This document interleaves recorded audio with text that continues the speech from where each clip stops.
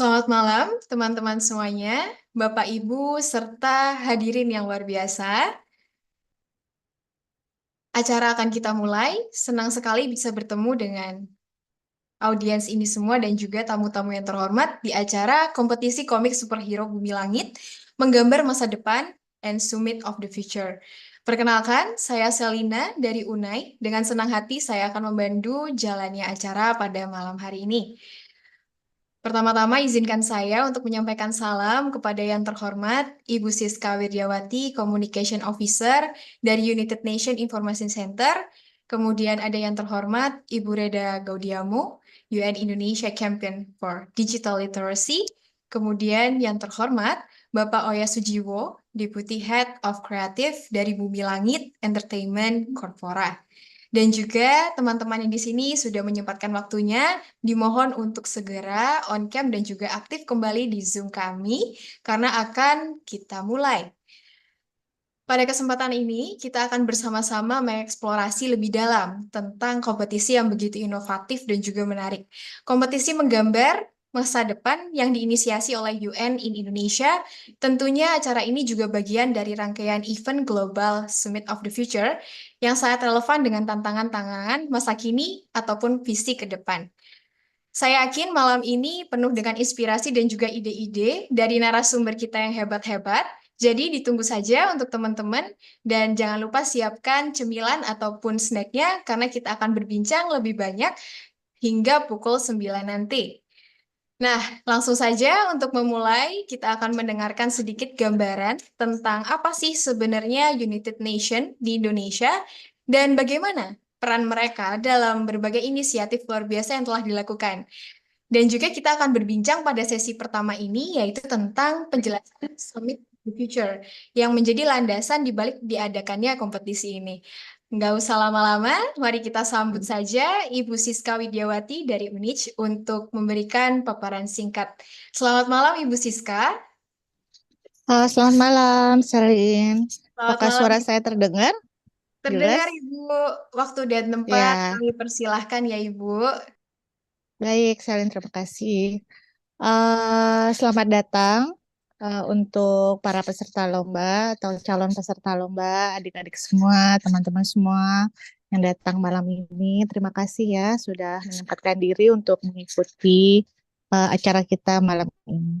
Nah, kita bergabung malam ini untuk memberikan em, background atau referensi kepada teman-teman semua tentang lomba yang diadakan oleh UN Indonesia atau PBB di Indonesia dengan Bumi Langit dan juga dengan Yunai yang temanya adalah menggambar masa depan.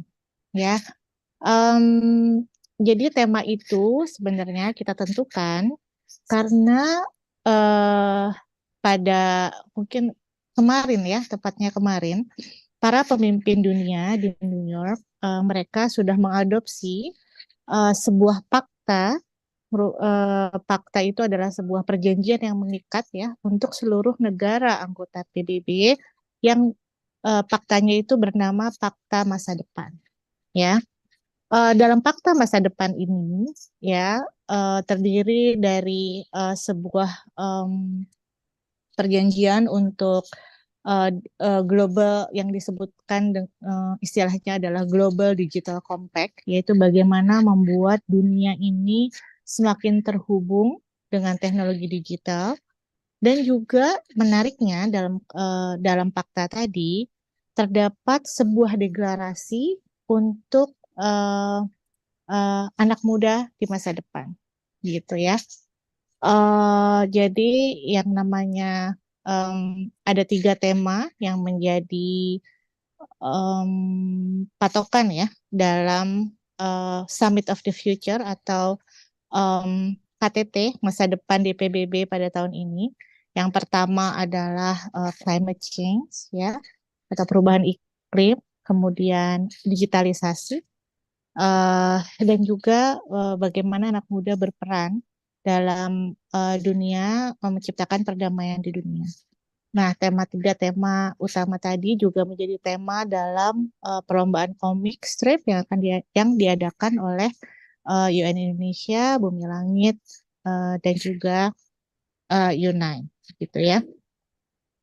Nah, saya ingin membacakan sebuah kutipan dari Sekretaris Jenderal PBB, ya, Bapak Guterres, Enrico Guterres, bahwa kita tidak bisa menciptakan masa depan yang sesuai untuk cucu-cucu kita dengan sistem yang dibuat oleh kakek nenek kita.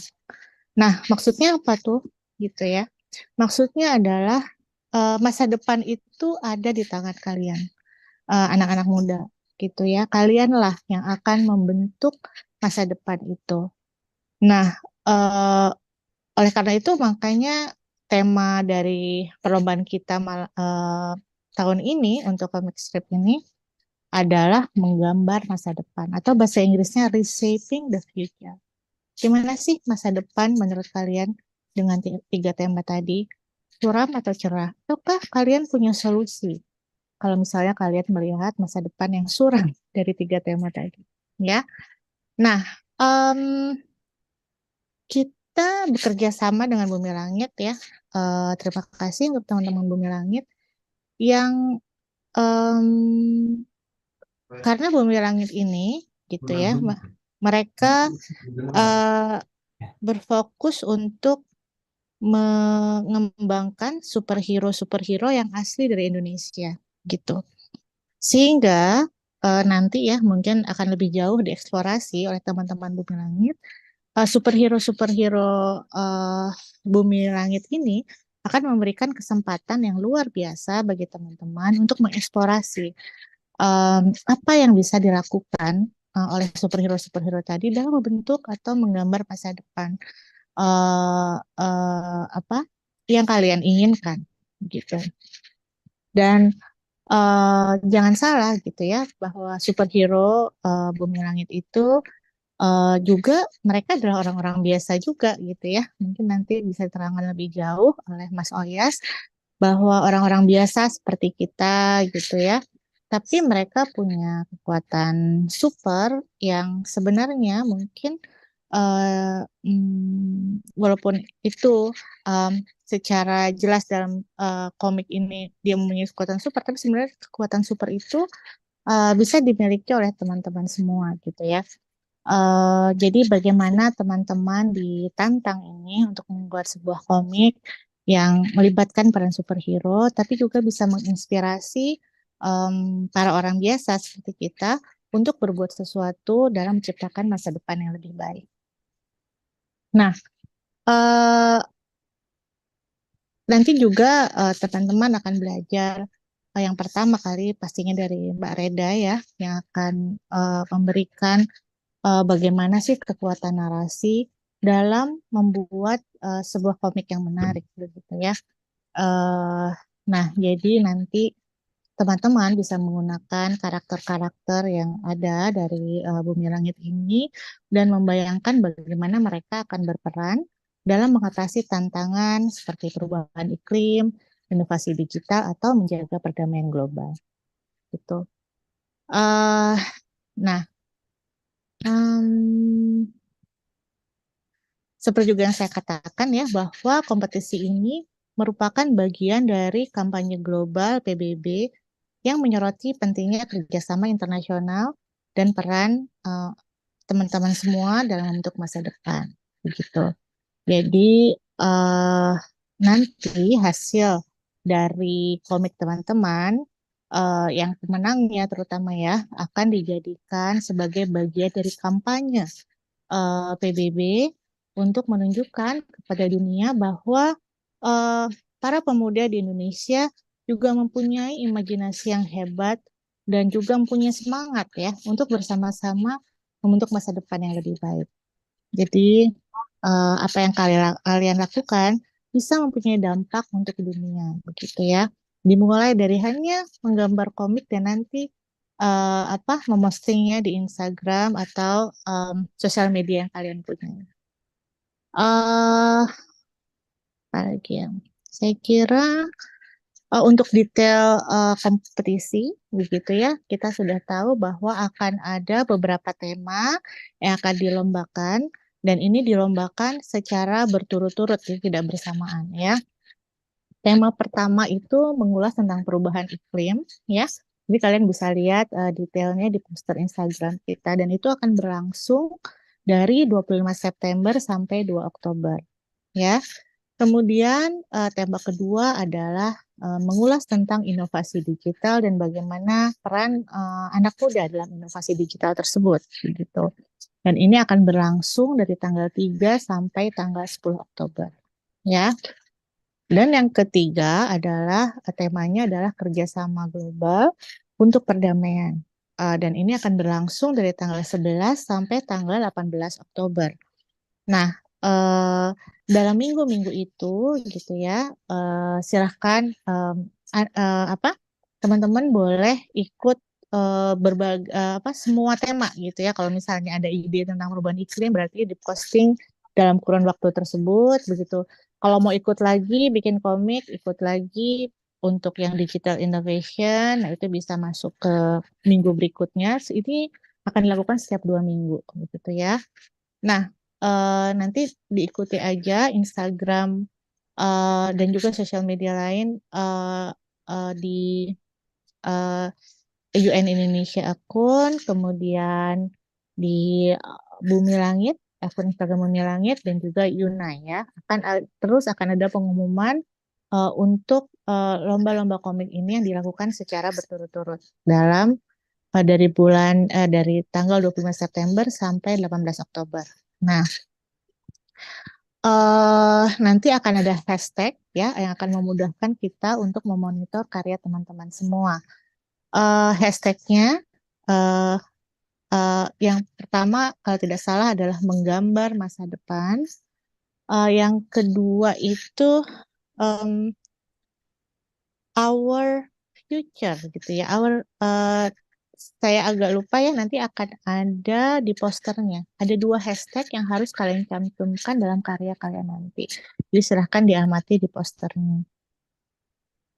Baik, saya kira sudah cukup ya dari saya. Nanti detailnya kita bisa lebih eksplorasi lagi dalam tanya jawab.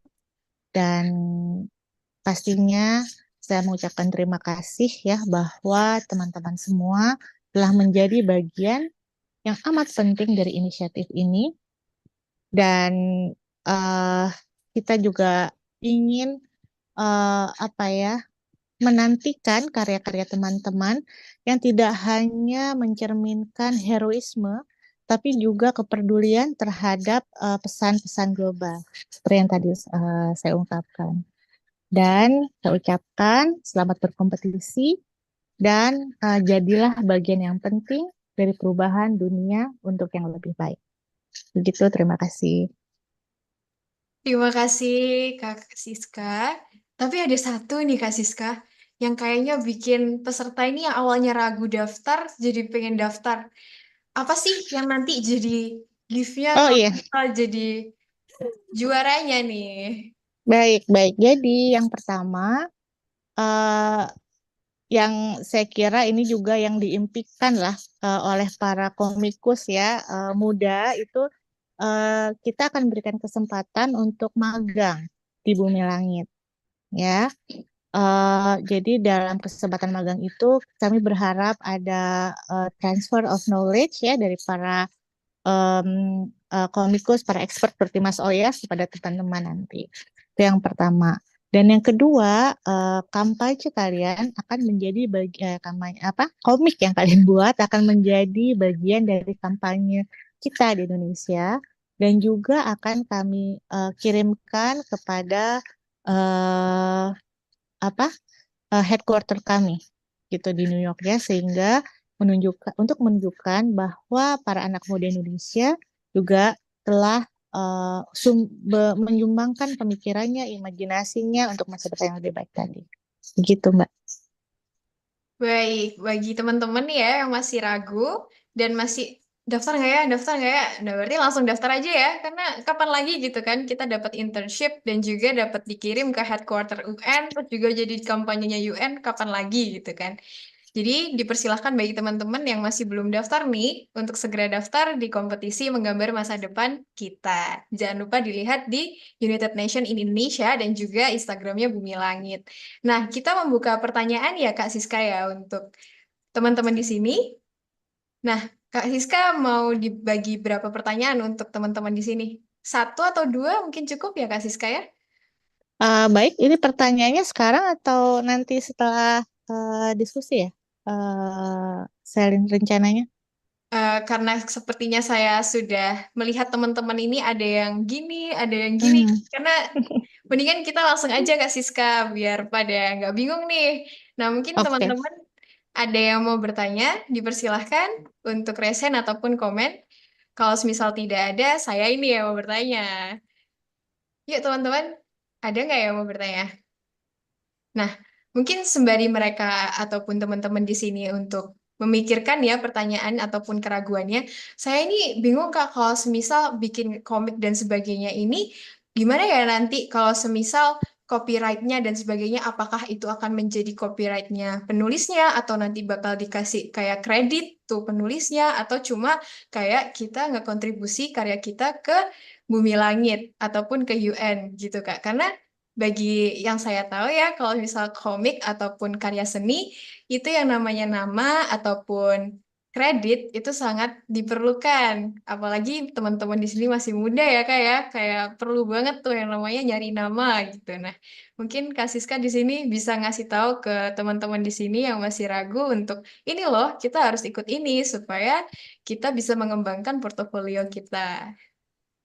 Iya, pastinya nama akan terus ada ya untuk di comic strip gitu ya, sebab kan ini apa merupakan karya seni dan juga kompetisi bukan hanya nama, tapi juga akan mempublikasikan kepada media ya para pemenangnya gitu. Jadi jangan khawatir untuk itu. Nah, untuk copyright ya pastinya ini akan kami gunakan untuk kampanye-kampanye di PBB begitu ya. Jadi untuk keperluan itulah kami akan menggunakan komik-komik yang sudah dikirimkan kepada kami, gitu ya. Oke, nah ini udah ada pertanyaan Kak Siska. Yuk, Ah, kita jawab aja kali ya Kak Siska ya. Ini ada dari eh, Kak Adeline. Apakah boleh dikerjakan dengan partner? hmm, partner, jadi berdua gitu ya. Sepertinya iya Kak Siska.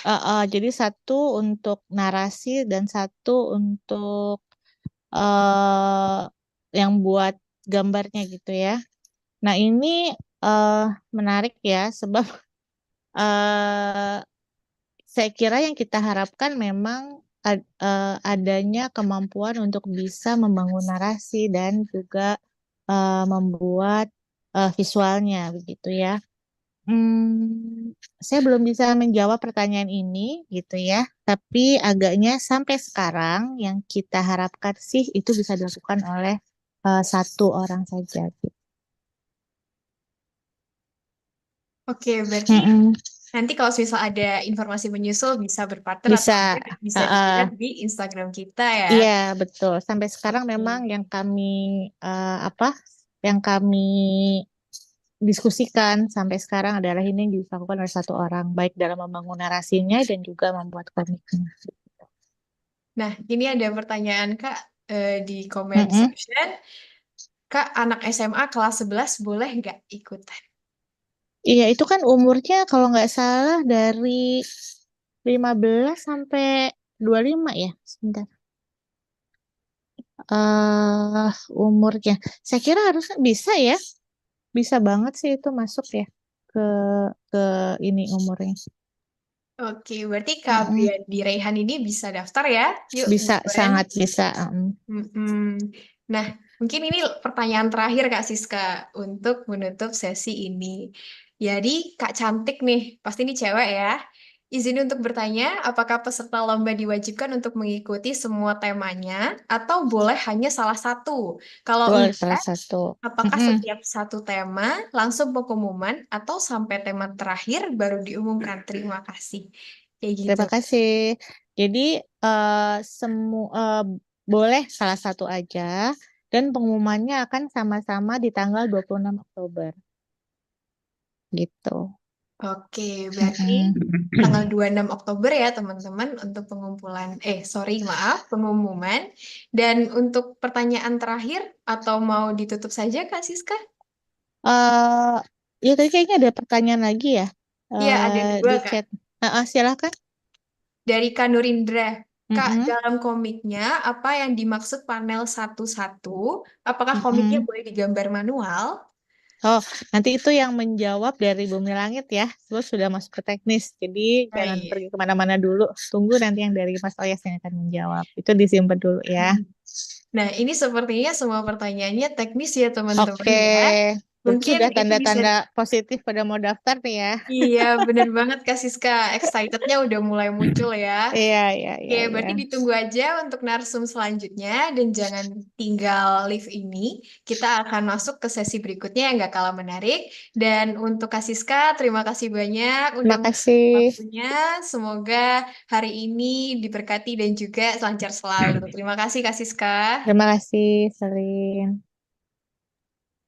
Nah, teman-teman, jangan meninggalkan Zoom karena kita ada narsum yang keren banget untuk sesi selanjutnya.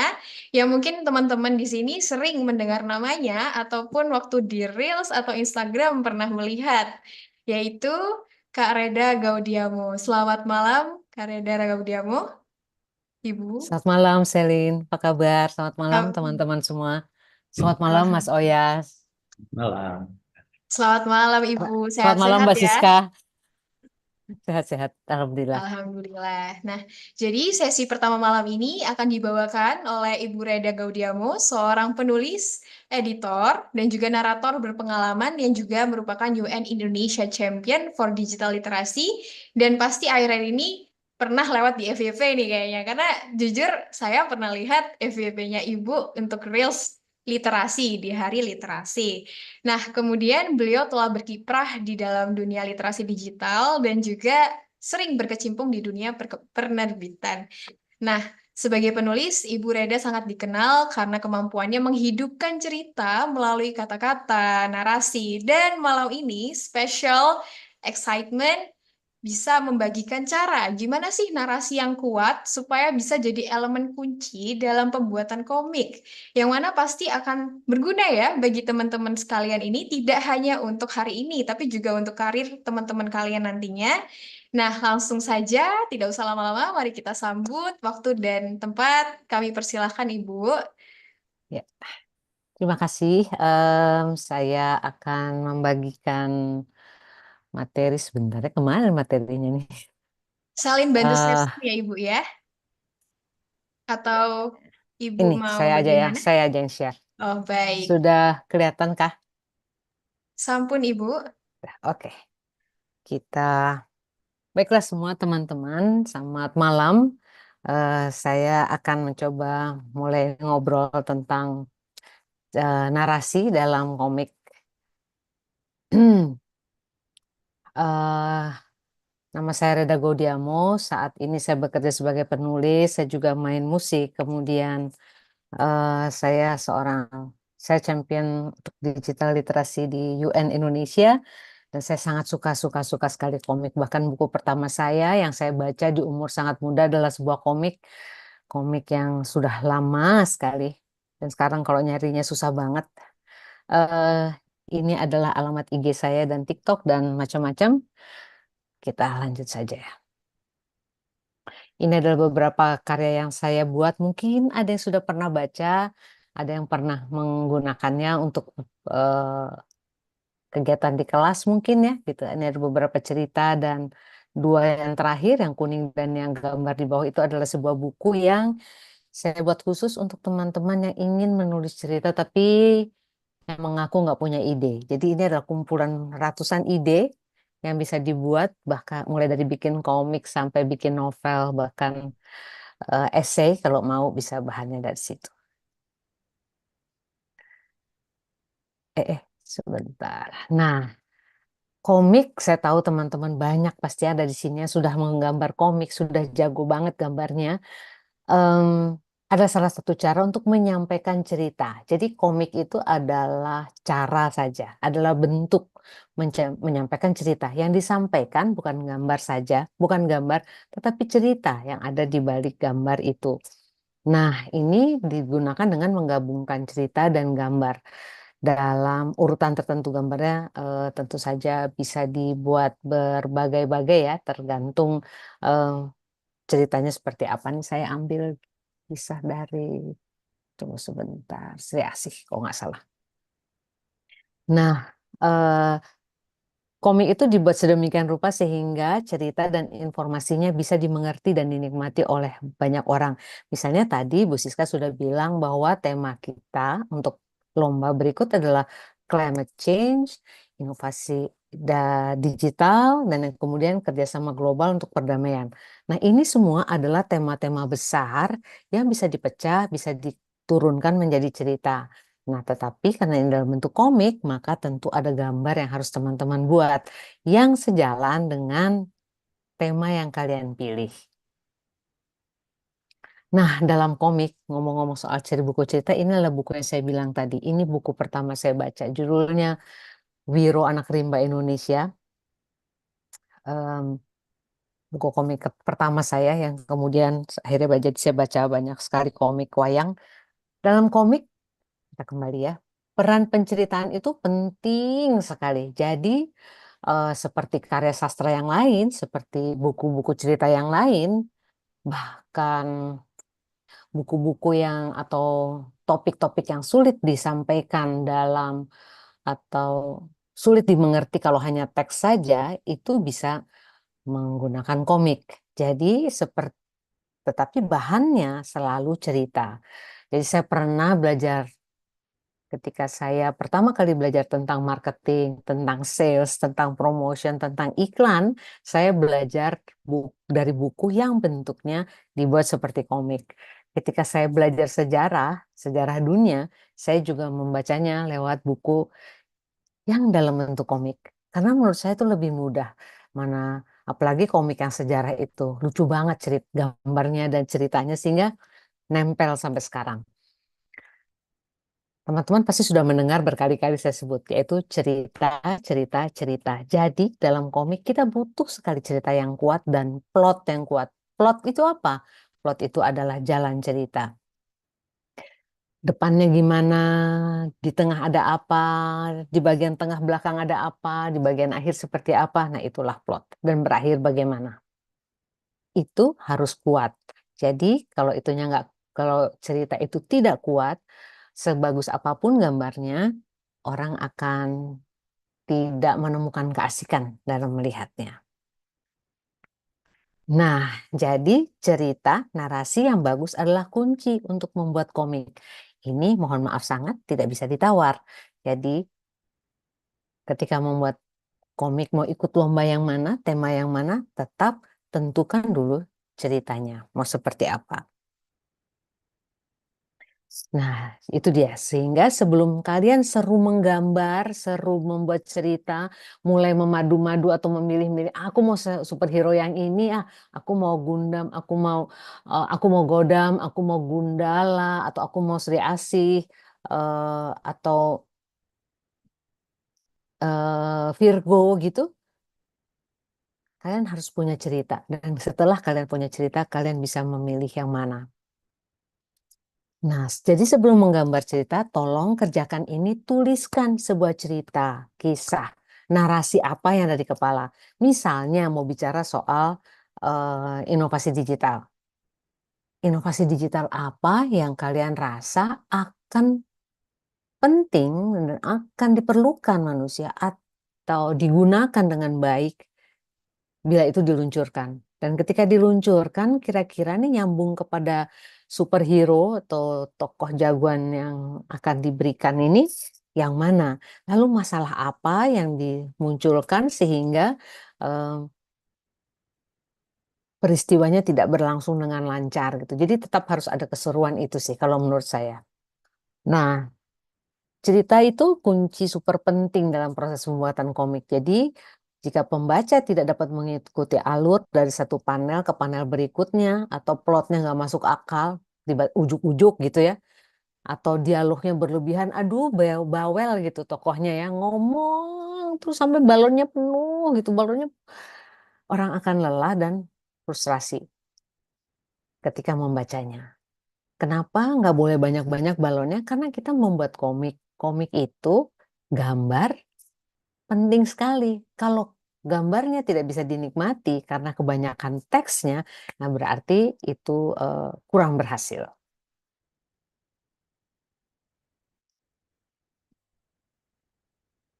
Nah, kita lanjutkan ya dengan ini. Ketika mau menulis, ketika kalian sudah tahu ceritanya seperti apa, buatlah satu kalimat. Itu kalau dipapatkan gitu, dipempatkan menjadi satu kalimat itu cerita kalian bunyinya kayak apa? Saat kalimat itu namanya elevator pitch. Jadi kenapa namanya elevator pitch? Karena biasanya orang-orang yang punya ide film, ide iklan, itu kalau nangkep bosnya tuh susah karena bosnya pergi kemana-mana. Jadi pas ketemu di lift dia langsung cerita, aku punya cerita seperti ini, begini, begini, begini dalam satu kalimat. Jadi kalau orang ceritanya bagus dalam kalimat itu biasanya langsung diokein. Nah, kalian perlu membuat ini. Kenapa? Supaya ini memudahkan nanti dikembanginnya kayak apa. Jadi jadi dari satu kalimat ini itu sudah eh, jelas banget mau ngapain. Misalnya seorang saya iseng banget ini membuat ide seandainya ada superhero yang karena rajin banget membasmi kejahatan, kemudian tiba-tiba semua kejahatan hilang, terus dia pengangguran, terus ngapain ya? Ya udah dia kerja di fast food. Ternyata kerja di fast food itu merepotkan, ada sampah, ada apa yang membuat kondisi tidak menyenangkan. Ternyata sudah dia menemukan masalah baru, misalnya ini lanjutannya, masalah baru bahwa sampah-sampah makanan itu menimbulkan problem lain dan berhubungan dengan climate change. Ini misal. Kalian pasti menemukan ide yang lebih seru dari eh, apa yang saya sampaikan.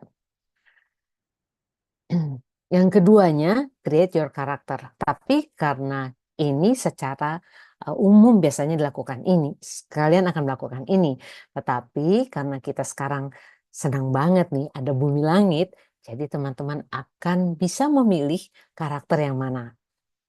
Kalau dalam uh, komikmu itu kalian mau menambahkan satu anak atau orang atau makhluk yang akan entah mengganggu atau menemani si superhero. Nah, silahkan dibuat. Kalian bisa membuatkan ini dituliskan dalam beberapa kalimat orangnya kayak apa.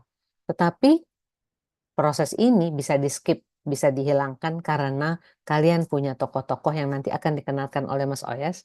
Bagaimana, siapa, kelebihannya apa, eh, kelemahannya apa, gitu. Dan itu akan sangat bantu kalian dalam membuat komik. Kemudian setelah itu ke elevator pitch, kemudian membuat em, tulisan ya tentang tokoh, tapi karena kalian harus membuat tulisan atau kalian harus bisa membayangkan bagian depannya seperti apa, bagian akhirnya seperti apa, dan di tengah-tengah ini ada apa. Jadi buat alur ceritanya. Kalian ketika mulai itu saya biasanya saya tidak membuat komik. Adik saya yang jago banget bikin komik. Em, Saya kalau membuat cerita, saya tahu betul bagian akhirnya. Kadang-kadang. Atau saya tahu banget bagian depannya. Depannya sampai tengah tahu, tapi belakangnya kayak apa ya. Tapi yang paling sering, saya tahu akhir sebuah cerita akan seperti apa. Depannya tahu, akhirnya tahu. Lalu saya akan membuat bagian tengah yang membuat orang mengerti kenapa akhirnya begitu. Kenapa endingnya seperti itu. Nah, itu di bagian tengah. Jadi di bagian tengah inilah harus ditimbulkan masalahnya apa, hambatan, konfrontasi yang dihadapi oleh jagoan nanti, oleh entah Sri Asih atau Virgo gitu ya. Nah, silakan kalian harus buat ini. Dan harus juga diciptakan dan selesaikan dengan akhir yang sehat. Akhir yang sehat itu artinya kalaupun dia bukan superhero, akhirnya tuh masuk akal gitu. Jadi itu yang penting.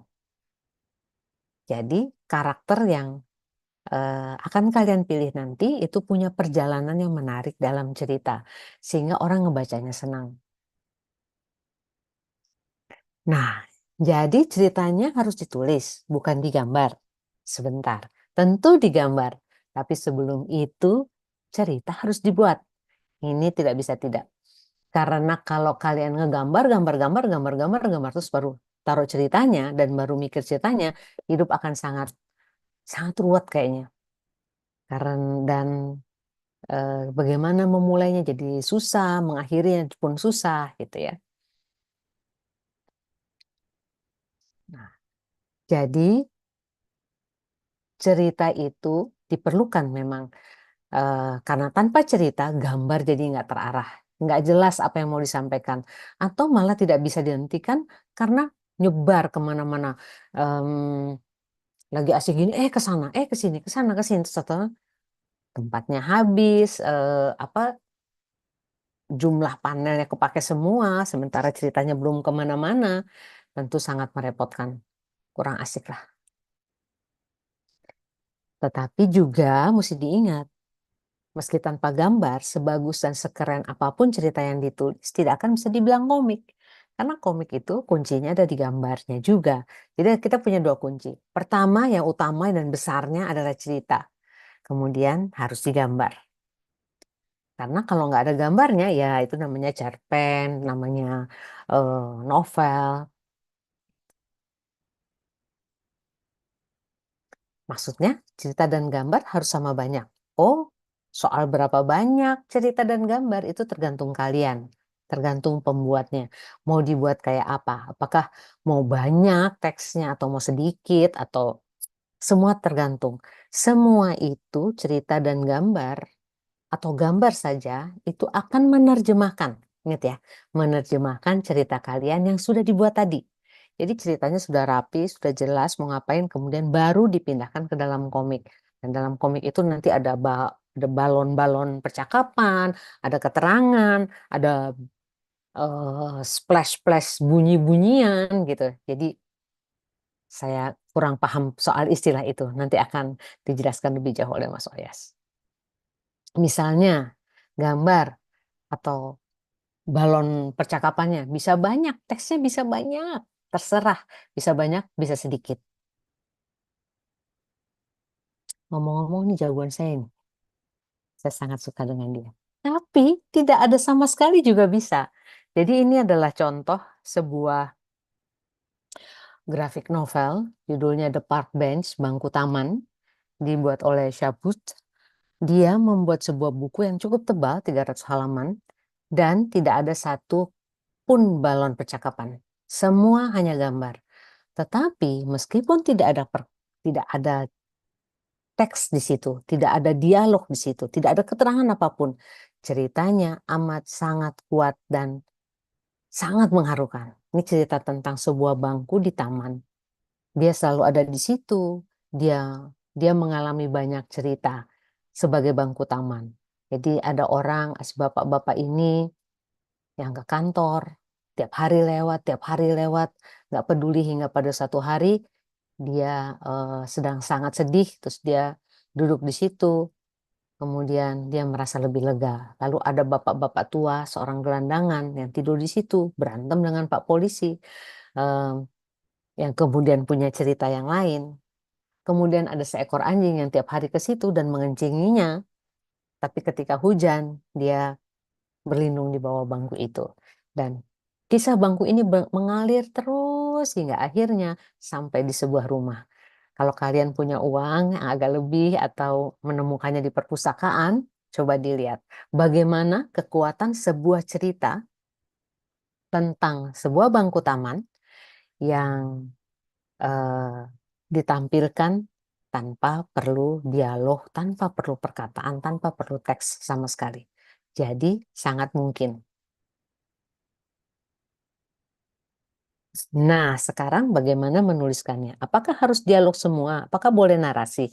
Tentu boleh keduanya. Berapa banyak porsinya? Sekali lagi tergantung yang teman-teman butuhkan. Tergantung bagaimana cerita itu membutuhkannya. Ada cerita yang tadi, misalnya, tunggu saya kasih lihat dulu ya. Balik lagi sebentar. Seperti ini, kok nggak salah ini. Nah, ini kalian lihat di sini ada yang kuning-kuning, ini adalah keterangan on Manhattan West Side in Greenwich Village. Jadi di Manhattan West Side sebelah sini dan sebelah sini ada Greenwich Village. Lalu on the edge of space di sisi angkasa luar ada ini. Jadi ini adalah keterangan-keterangan gitu yang tentang ceritanya. Ini adalah narasinya gitu. Nah, ceritanya. Tetapi sini ada percakapannya, dialognya, bahkan juga yang ada terjadi dalam kepala. Atau seperti ini semua disampaikan, diomongin, diucapkan oleh tokoh.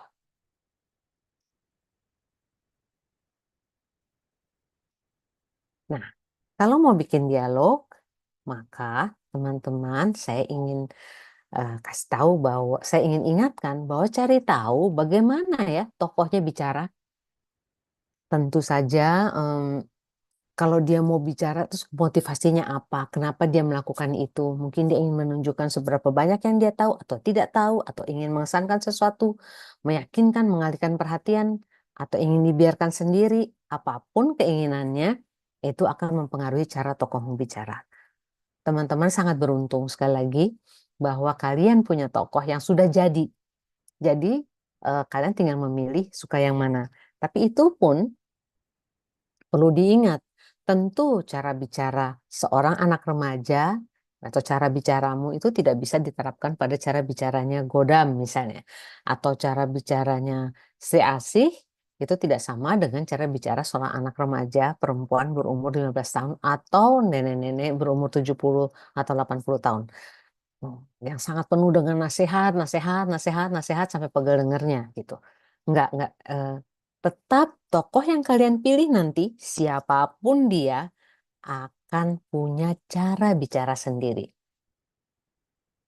Mungkin kalian bisa tambahkan ciri khas. Atau coba mampir ke Bumi Langit, lihatlah baik-baik di situ ada siapa aja, lalu perhatikan gambarnya. Kalau lihat, oh yang ini lebih muda dari yang satunya, oh ini ternyata remaja, dan ternyata ini perempuan usia 28 tahun, 27 tahun gitu. Jadi semua tokoh yang digambarkan itu punya cara bicara sendiri.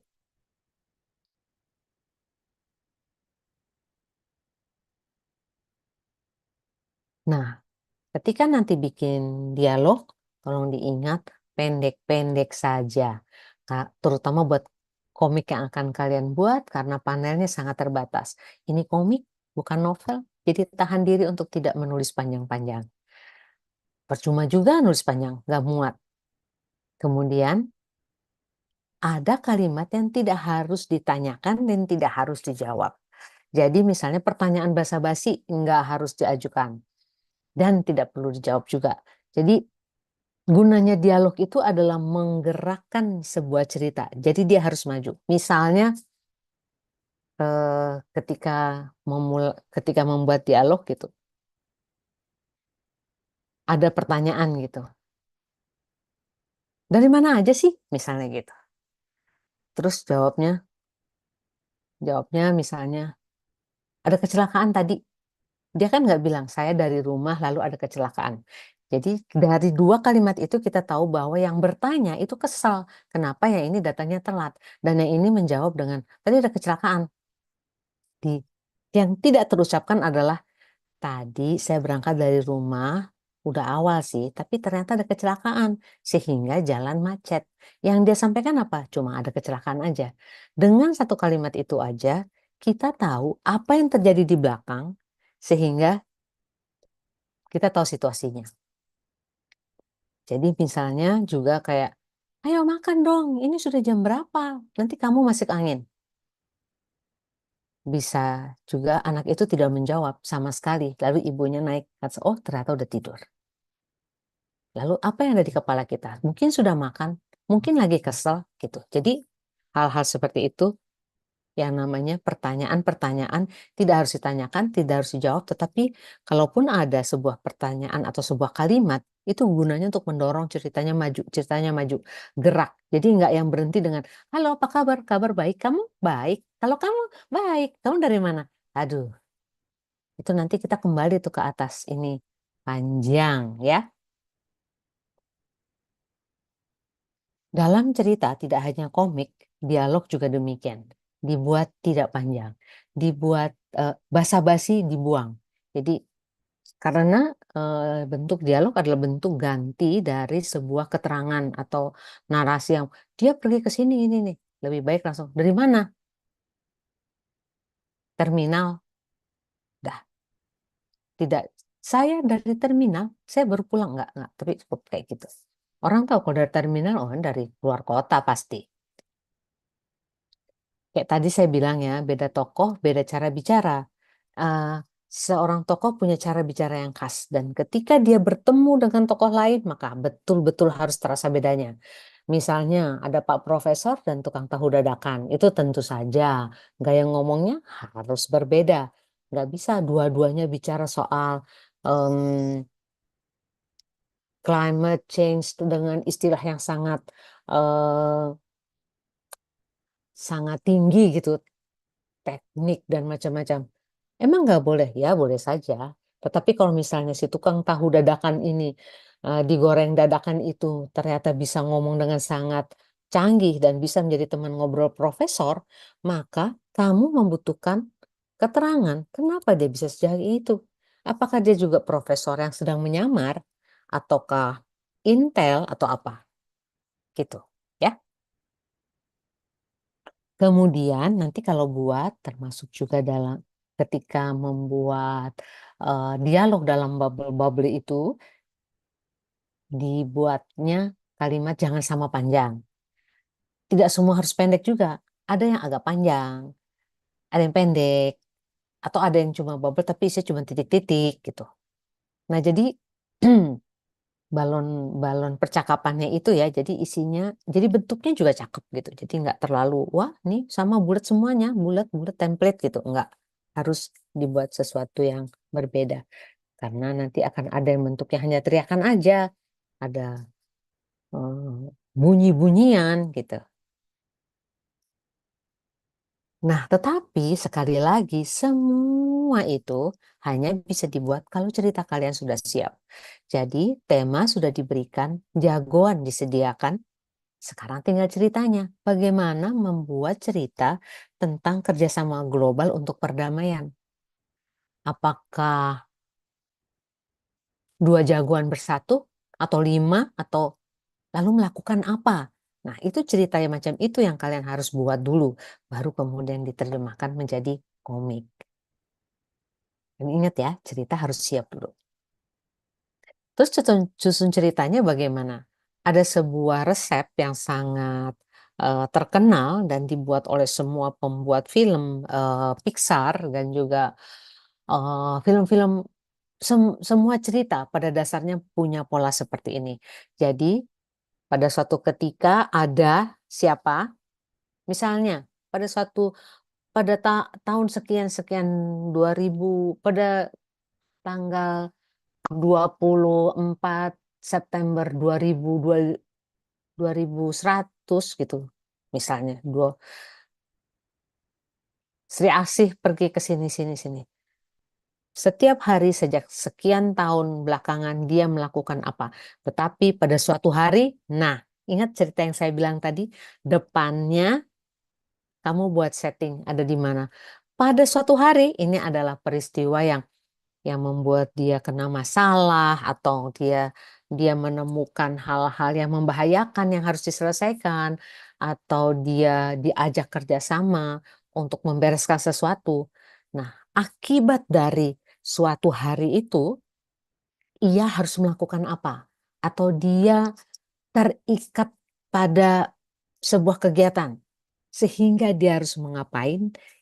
Apakah ketika sehingga itu dia menjadi gagal sehingga harus melakukan upaya lagi sampai akhirnya dia melakukannya lagi dan baru kemudian berhasil. Dan sejak hari itu apa yang terjadi? Nah, jadi ceritanya gitu selalu. Mulai dengan kebiasaan, kemudian kebiasaan ini dirusak oleh sebuah masalah. Masalah ini membuat dia mengalami sesuatu yang tidak asik, yang harus diselesaikan, yang biasanya tidak langsung selesai. Pasti kena gagal lagi, bisa sekali, dua kali, tiga kali, dan sampai akhirnya menemukan jalan dan bisa menemukan solusi, dan sejak hari itu ditutup dengan apa? Bahagiakah? Kemudian ada kesepakatan bahwa ada hal-hal yang tidak bisa dilanjutkan atau hal-hal baru yang harus dimulai. Jadi ini yang namanya story spine atau tulang punggung cerita. Kalau teman-teman iseng, coba lihat kisah-kisah yang dibuat oleh Disney, oleh Pixar, oleh siapa ya, Amblin juga ya, Spielberg gitu, itu pasti rata-rata kalau diangkat semua peristiwa-peristiwanya apa ya, kalian akan menemukan tulang, diangkat nih tokohnya. Pokoknya kamu cuma tahu terjadi sesuatu, kalian akan melihat tulang punggung ceritanya seperti ini. Ini adalah bentuk penjelasan yang lebih, jadi ini bahasa Inggrisnya ya. Once upon a time, ini bagian awal. Ada siapa? Nih, memperkenalkan karakter utama dengan kebiasaannya. Ini dibangun. Setiap hari dia ngapain. Kemudian pada suatu hari ada peristiwa yang membuat kebiasaan itu rusak. Karena itu, ini bagian tengahnya ya, ada konsekuensi, ada akibat yang membuat dia harus melakukan sesuatu supaya semua kembali baik. Karena itu, ini adalah 3 hal. Dia mengalami 3 peristiwa nih ya, atau akibat-akibatnya sampai 3 kali. Sampai kalian boleh pilih 1, 2, hingga akhirnya berhasil mengalahkan masalahnya atau malah kalah oleh masalahnya. Itu tidak harus selalu berhasil. Ada juga satu kali dia kalah setelah berupaya berkali-kali, ya kalah juga akhirnya. Ya sudah. Dan sejak saat itu, ini bagian penutupnya. Apa yang terjadi? Karakternya berhasil. Ini adalah tulang punggung dari cerita. Teman-teman bisa menerapkan ini untuk cerita apa aja. Tidak hanya untuk lomba kali ini. Cerita apapun yang akan kalian hasilkan bisa kayak gini. Nah, yang menjadi PR sebenarnya adalah menemukan kira-kira tema itu nanti, tema yang akan kalian pilih, entah yang pertama, kedua, atau ketiga, itu kalian mau membuatnya seperti apa? Idenya kayak apa? Siapa yang akan mengalaminya? Gitu. Begitulah kira-kira. Sekarang, apakah ada pertanyaan dari teman-teman? Silahkan. Kak Selin, mungkin ada yang bertanya. Yuk teman-teman, apabila ada pertanyaan atau yang mau disampaikan, mumpung lagi ada Ibu Reda Gaudiamo di sini, yang merupakan penulis terkenal, dan yang seperti kita tahu, narasi itu kan jantungnya cerita ya Ibu ya. Kalau misal komik, narasinya nggak kuat, kurang ya Iya, Bu ya. iya betul. Mau cerita apa kalau cuma nanti em, deretan gambar bagus aja. Gambarnya bagus, tapi ceritanya apa? Nggak ada detak jantungnya gitu ya. Iya, mau menyampaikan apa? Karena pada dasarnya yang dibutuhkan itu cerita, tetapi eh, komik membuat cerita itu jadi sesuatu yang berbeda, hidup gitu ya, yang membuat mata kita berbinar melihatnya dan ingat ceritanya kayak apa, ingat adegannya, nempel gitu. Itulah. Tapi biasanya itu anak-anak itu bingung Bu cara mengemas idenya supaya flowy. Nah, Ibu sendiri nih kalau semisal mau bikin komik atau bikin narasi, gimana sih cara konsepnya supaya ide yang abstrak itu ya Bu ya, biar flowy, enak gitu dibaca. Mungkin tadi sudah dibahas sih kayak Sally lihat sudah ada timeline dan sebagainya. Cuma kadang kalau semisal sudah membuat komik itu bingung Bu kayak idenya untuk flowy dan juga ngalir gitu. Eh, Makanya saya bilang tadi jangan bikin komiknya dulu, bikin ceritanya dulu. Nah, bikin ceritanya itu mulai dengan kamu mau cerita apa? Kamu mau cerita apa? Dan kenapa kamu anggap cerita itu penting? Kenapa kamu ingin orang tahu tentang itu? Kenapa kamu merasa bahwa ini adalah sebuah cerita yang, dan satu lagi buat kamu sendiri, cerita yang ingin kamu sampaikan itu menarik untuk dirimu sendiri. Jadi itu penting banget. Kadang-kadang kita tuh merasa bahwa aku mau buat cerita ini karena ini pasti disukai oleh orang banyak. Tunggu, tunggu. Kalau disukai orang banyak terus kamu sendiri nggak suka, kamu akan kesulitan dalam membuat ceritanya. Nah, supaya mengalir gitu, ya tentu paling enak bikin outline. Jadi bikin garis besar gitu ceritanya. Garis besarnya tuh yang seperti tadi saya bilang. Jadi kamu tahu nih depannya tuh kayak apa, siapa, tokohnya siapa, di mana, lalu dia mengalami apa, gitu. Lalu bagaimana dia menyelesaikan itu, sehingga berakhir dengan apa. Jadi hal-hal itu harus dipegang teguh. Karena kalau enggak cuma misalnya ada masalah climate change, terus semua orang berusaha. Berusaha apa? Semua orang juga berusaha gitu. Ada masalah climate change. Iya, semua orang juga tahu. Terus kenapa? Nah, itu hal-hal yang kamu harus bisa menjawab kenapa kamu mengambil climate change, kenapa kamu merasa penting, kenapa kamu ingin menjodohkan cerita itu dengan salah satu tokohnya Bumi Langit, lalu masalah yang dihadapi itu bagaimana dan bagaimana menyelesaikannya. Itu penting banget. Tanpa itu ya mm, nggak akan kemana-mana ya, nggak akan flowy sama sekali. Jangankan flowy, bergerak aja enggak. Benar, Ibu. Ini ada pertanyaan Ibu di comment section. Ada Kak Aulia. Bagaimana jika sudah membuat cerita, di tengah-tengah dapat ide baru, dan itu ngerubah alur ceritanya. Ini sepertinya juga terkait dengan komennya Kak Putri nih. Gimana caranya supaya nggak bingung ketika nulis bagian tengah cerita. Nah, sepertinya ini pada kebingungan tengah cerita ini, Ibu, karena ini beberapa ada dua yang kebingungan kalau misal di tengah itu idenya mau diganti dan sebagainya. Nah, mungkin Ibu bisa memberikan tips supaya tidak hilang motivasi saat menulis Oke. cerita, khususnya narasi. Oke, pertama-tama kalau sedang menulis sesuatu, lalu di tengah ada gangguan, segera save yang sedang ditulis ini. Save aja dulu, save as. Lalu ide yang dan kemudian dimasukkan ke dalam cerita yang kalian buat sekarang misalnya. Jadi kalian sekarang sudah punya dua versi. Jalanilah apa yang sedang mengganggu ini gitu. Kalau saya begitu. Nanti ketika sedang dijalani, ternyata nggak masuk akal. Ya udah balik lagi ke cerita yang tadi. Yang penting adalah jangan dihapus cerita yang pertama. Bahwa nanti teman-teman akan punya 10 versi, ya nggak apa-apa. Nanti kalian akan menemukan kok, akan terasa bahwa ini tidak mungkin, ini mengada-ngada, ini nggak ada apa-apanya gitu. Kalian akan tahu dan itu akan terasa.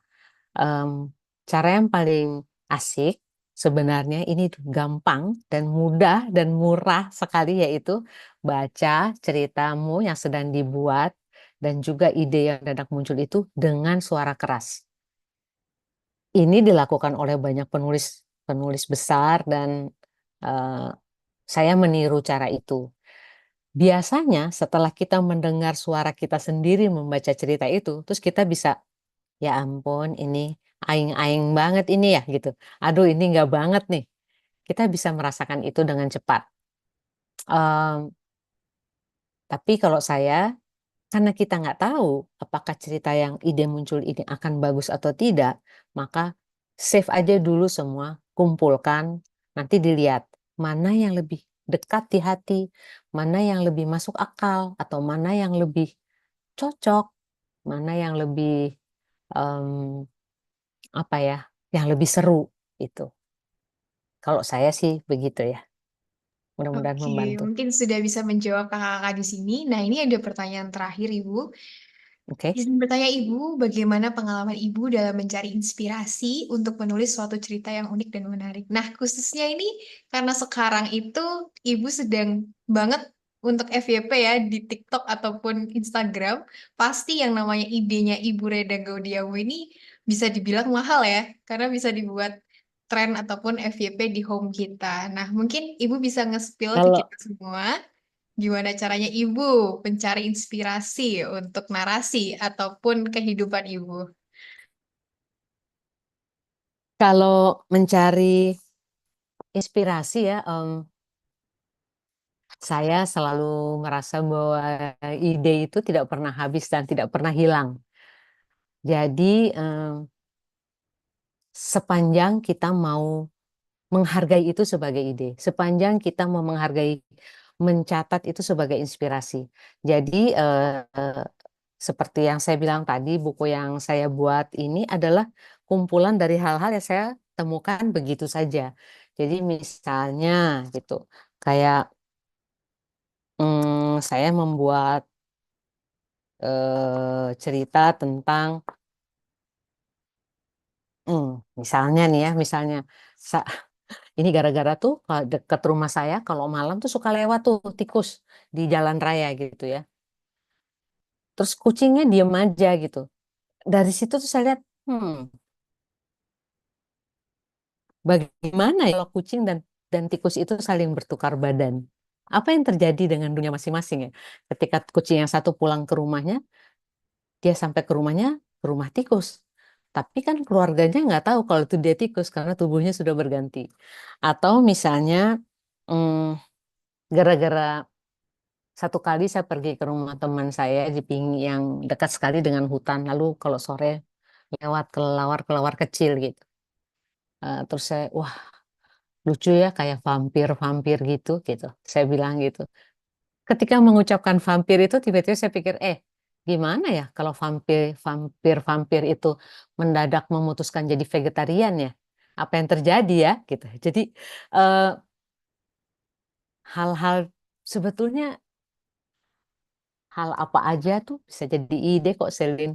Jadi sepanjang kita mau menganggapnya sebagai ide atau ya contoh misalnya kos kaki. Saya bukan orang yang rajin mengumpulkan sebelah kos kaki dengan sebelah yang lain. Jadi pada satu hari, bukan satu hari, sering sekali menemukan satu kos kaki yang pasangannya tadi mana gitu. Waktu melihat itu saya merasa kayak apa ya perasaan kos kaki yang tidak punya pasangan ini ya. Kira-kira apakah dia senang karena pasangannya hilang? Dia sedih karena pasangannya hilang, tiba-tiba nggak punya teman, atau dia malah senang karena pasangannya sangat cerewet, sangat bawel, dikit-dikit protes, dikit-dikit protes, apa ya gitu, atau lihat semut gitu suka, ih ceritanya apa ya? Jadi kayak makanya saya bilang ide itu ada di mana-mana, inspirasi itu ada di mana-mana. Em, Kalau misalnya inspirasi untuk saya ngobrol di TikTok, saya biasanya dapat di kendaraan umum mendengarkan orang ngobrol terus ada anak yang cerita, ada seorang anak perempuan muda yang cerita bahwa eh, ibunya marah-marah terus atau seorang ayah yang merasa apa sih anaknya suka jarang banget di rumah gitu. Nah, ide-ide seperti itu saya merasa menarik banget ya bisa jadi cerita tanpa harus menengok atau bertanya, terus bagaimana? Enggak, tapi saya langsung membayangkan apa yang terjadi kemudian ya. Atau ini asalnya dari mana ya? Gitu, Selin. Jadi kalau inspirasi adalah as long as you open your eyes and your mind and your ears and your heart, you just can pick them up. All of them, pick them up. Tinggal dipungut gitu. Baik, terima kasih atas jawaban yang sangat luar biasa itu, Ibu Reda. Nah, mungkin sudah tidak ada pertanyaan lagi. Terima kasih atas meluangkan waktunya, Ibu Reda. Sangat mahal sekali ilmu yang diberikan. Dan semoga teman-teman di sini sudah mengerti bagaimana menghidupkan cerita di komik dengan cara membuat narasi yang berdetak ya gitu ya, Bu ya. Terima kasih banyak. Selamat berkarya teman-teman. Ikuti ketiga tema itu. Kan waktunya ada tuh, berjarak. Ditunggu. Baik. Terima kasih banyak. Terima kasih banyak Ibu, selamat malam. Nah, teman-teman, jangan lupa untuk akan ada sesi selanjutnya yang tidak kalah menarik lagi. Dan yang akan datang ini itu sangat-sangat kalian tunggu sepertinya. Nah, langsung saja. Sesi kedua ini adalah Bapak Oya Sujiwo, Deputy Head of Creative dari Bumi Langit Entertainment Corpora. Selamat malam, Bapak Oya Sujiwo.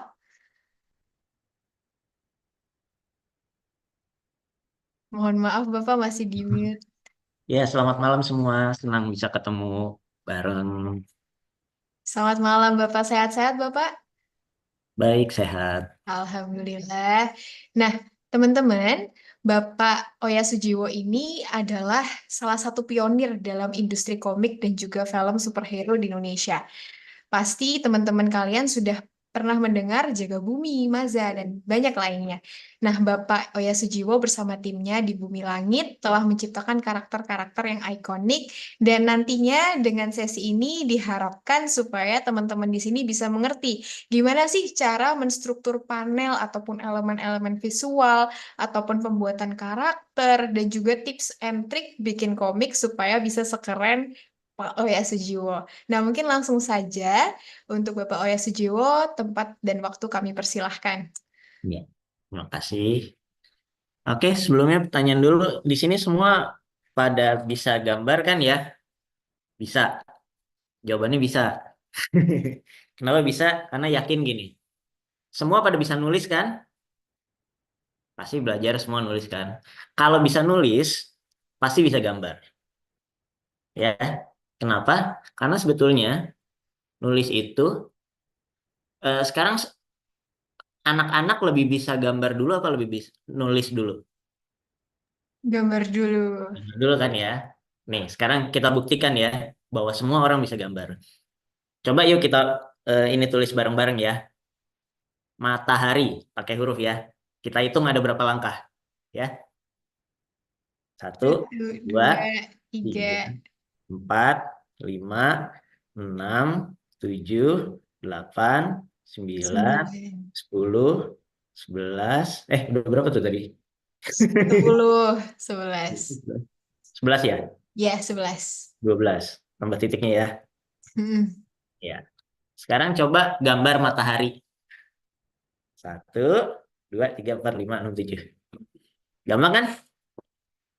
Ya, jadi yang semua yang bisa nulis pasti bisa gambar. Cuma mungkin dua. Yang pertama lupa, yang kedua berhenti. Ya, karena mungkin dulu kita kalau nulis kan harus ya sampai lulus gitu. Kalau gambar nggak diterusin tuh. Ada di satu titik kita berhenti menggambar, nggak diterusin, jadinya habis itu lupa. Ya, jadi semua yang di sini punya keyakinan itu dulu bahwa kalian semua bisa gambar, ya. Nah, sekarang tinggal gambarnya seberapa ini, seberapa bagus atau seberapa ini itu sebetulnya tinggal seberapa sering, ya. Sama kayak nulis kan awalnya kita cuma bisa satu huruf, tapi akhirnya bisa bikin kalimat, akhirnya bisa bikin karangan, makin kompleks kan. Gambar juga gitu. Jadi sebetulnya urusan jam terbang aja. Terus ya, pertama itu pegang. Semua yang bisa nulis pasti bisa gambar. Dan kita akan mulai gambar. Nah, gambar yang seberapa kompleks pun, seberapa rumit pun sebetulnya itu bisa dipecah jadi bentuk-bentuk dasar saja. Itu lingkaran, kotak, sama kurva. Tiga itu aja semua. Coba gambar orang. Pura-pura nih. Bener dulu kan? Terus garis ya. Garis, kaki, apa? Badan, tangan, tangan, kaki, kaki. Selesai kan sebetulnya? Habis itu ini namanya boning, apa? Tulangnya, tulangnya. Habis itu bikin lapisan luarnya aja. Eh, Namanya flashing. Jadi mendagingkan. Tadi boning, menulangkan, sekarang mendagingkan. Jadi yang tadinya garis-garis itu dikasih dagingnya. Set, dikasih ketebalan dikit, dikasih ketebalan, dikasih ketebalan. Ini itu udah. Teman-teman bisa gambar apa aja tuh dari situ. Jadi intinya adalah gambar apa?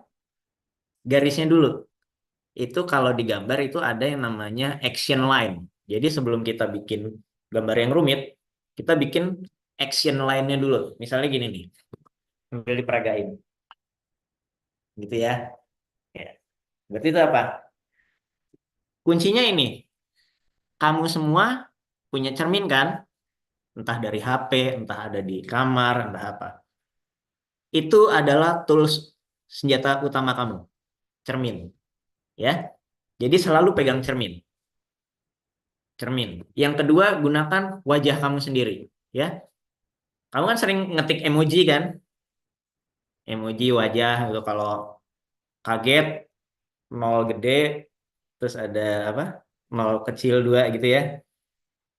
Nah, itu semua, jadi yang penting adalah semua diperagakan. Kamu mau gambar apapun, peragakan. Peragakan sendiri aja. Galang sendiri. Mau lari, lompat. Kelihatan ya? Nggak kelihatan, hilang. Ya, jadi apapun yang kamu lakukan, peragakan. Kuncinya adalah peragakan. Ketika kamu peragakan, asiknya berdua sih. Satu ada yang peragain, satu motret. Cekrek. Ya. Kalau udah, bikin tulangnya dulu, garisnya dulu. Pakai yang rumus apa tadi? Gambar apa? Gambar garis itu ya. Udah, itu aja. Jadi cuma dari bentuk lingkaran, garis, sama kotak-kotak. Semua yang kamu peragain, potret, habis itu pecah jadi 3 bentuk tadi. Lingkaran, garis, dan kotak. Atau kurva ya, maksudnya yang lengkung-lengkung gitu. Itu aja dulu semua. Nanti baru habis itu bikin wajah. Nah, sama. Wajah juga sama. Kalau tadi peragakan ininya, wajah juga peragakan.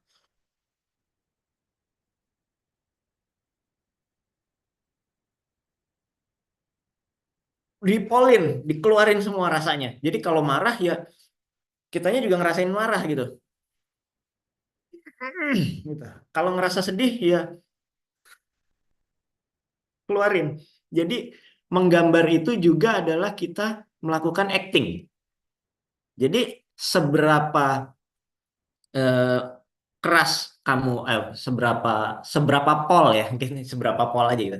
Seberapa pol kamu berakting ketika menggambar, rasanya tuh keluar nanti, keluar ke gambarnya juga. Jadi ketika kamu ngerasa, wah aku mau gambar jagoan, hebat, seru, kayak anak-anak aja. Anak-anak kan seneng tuh kalau udah lagi main seru-seruan, ya udah berantem-beranteman, wah, wah. Rekam, terus potret-potret apa? Kalau direkam kan bisa nanti dipisahin per apa? Screenshot ya. Maksudnya yang tadinya kita rekam sebagai video, terus nanti di cut adegan-adegan paling serunya. Habis itu di mau jiplak juga nggak apa-apa. Maksudnya misalnya nih ya, ketika udah di screenshot mau di print dulu, habis itu dijiplak bisa. Atau kalau kamu punya device HP yang bisa langsung di trace gitu ya, ngerti ya? Maksudnya langsung dipakai jari digambar gitu, di trace juga langsung bisa. Itu akan eh, jadi yang kamu lakukan itu yang digambar. Peragakan, tiru, peragakan, tiru, peragakan, tiru. Kuncian menggambar sebetulnya itu. Pertama itu dulu. Udah ya tadi, kamu pasti bisa gambar, habis itu peragakan dengan badanmu, sama dengan apa tadi? Wajah. Semua. Jadi acting, all out. Keluarin semua rasanya. Jadi nggak cuma menggambar pose, oh kalau nonjok gini gitu. Tapi kan nggak nonjok kan. Keluarin semua tenaganya, keluarin, rekam. Nanti beda deh. Hasil ketika kamu acting yang pol sama ya pokoknya gerak aja gitu. Nanti gambarnya juga akan beda karena kamu akan dapat hasil potretannya dan hasil jiplakannya atau hasil tiruannya itu akan beda. Jadi ketika paling gampang itu pakai diri sendiri atau ya berdua, itu sih paling enak berdua. Ada yang motretin, ada yang peragain. Itu gerak ya. Nah, itu prinsip-prinsip dasarnya ya untuk menggambar. Jadi ketika kamu menggambar, kamu acting sekalian. Jadi acting, gambar, acting, gambar, acting, gambar. Itu pertama. Nah, nanti baru urusan komposisi itu nanti belakangan. Tapi yang penting kamu tangkap momennya dulu, tangkap momennya. Oke. Nah, yang berikutnya baru nih kita ngomongin isi gambar ya kan tadi kamu udah punya ceritanya ya dari cerita yang udah ditulis itu kamu peragain semua ya. Tadi kan misalnya udah nulis tuh ceritanya 1 2 3 3 pada suatu hari sampai seterusnya sampai klimaksnya itu semua diperagain sambil direkam ya sambil direkam terus ketika udah direkam ambil shot-shot terbaiknya pose-pose shot pose-pose terbaiknya kan nanti kelihatan deh kalau kamu misalnya udah gitu kan di pause oh ini kayaknya lebih seru nih pas adegan ini dibanding yang sebelahnya detik berikutnya dibanding detik berikutnya yang ini kayaknya paling asik nih posenya paling oh, nih ekspresinya bikin ngakak banget nih kalau yang ini yang ini oh, bibirnya jebleh banget nih apa asik banget nih bisa buat meme nih gitu. Biasanya gitu ya jadi yang paling asiknya kumpulin baru tuh di dijiplak nggak apa-apa kan ini proses belajar ya kecuali ada karya yang sudah jadi terus kita jiplak kalau ini kan kita dari eh, gestur kita sendiri dari mimik kita sendiri terus kita jiplak nggak apa-apa itu tetap original ya sampai sini itu dulu nanti abis ini eh, mohon dibantu Mas Agung yang itunya presentasi apa, Yang mana, Kang? contoh-contoh gambar komiknya ya. Yang Bumi Langit Heroes atau yang satunya, Kang? Belum yang contoh ada gambar si buta dan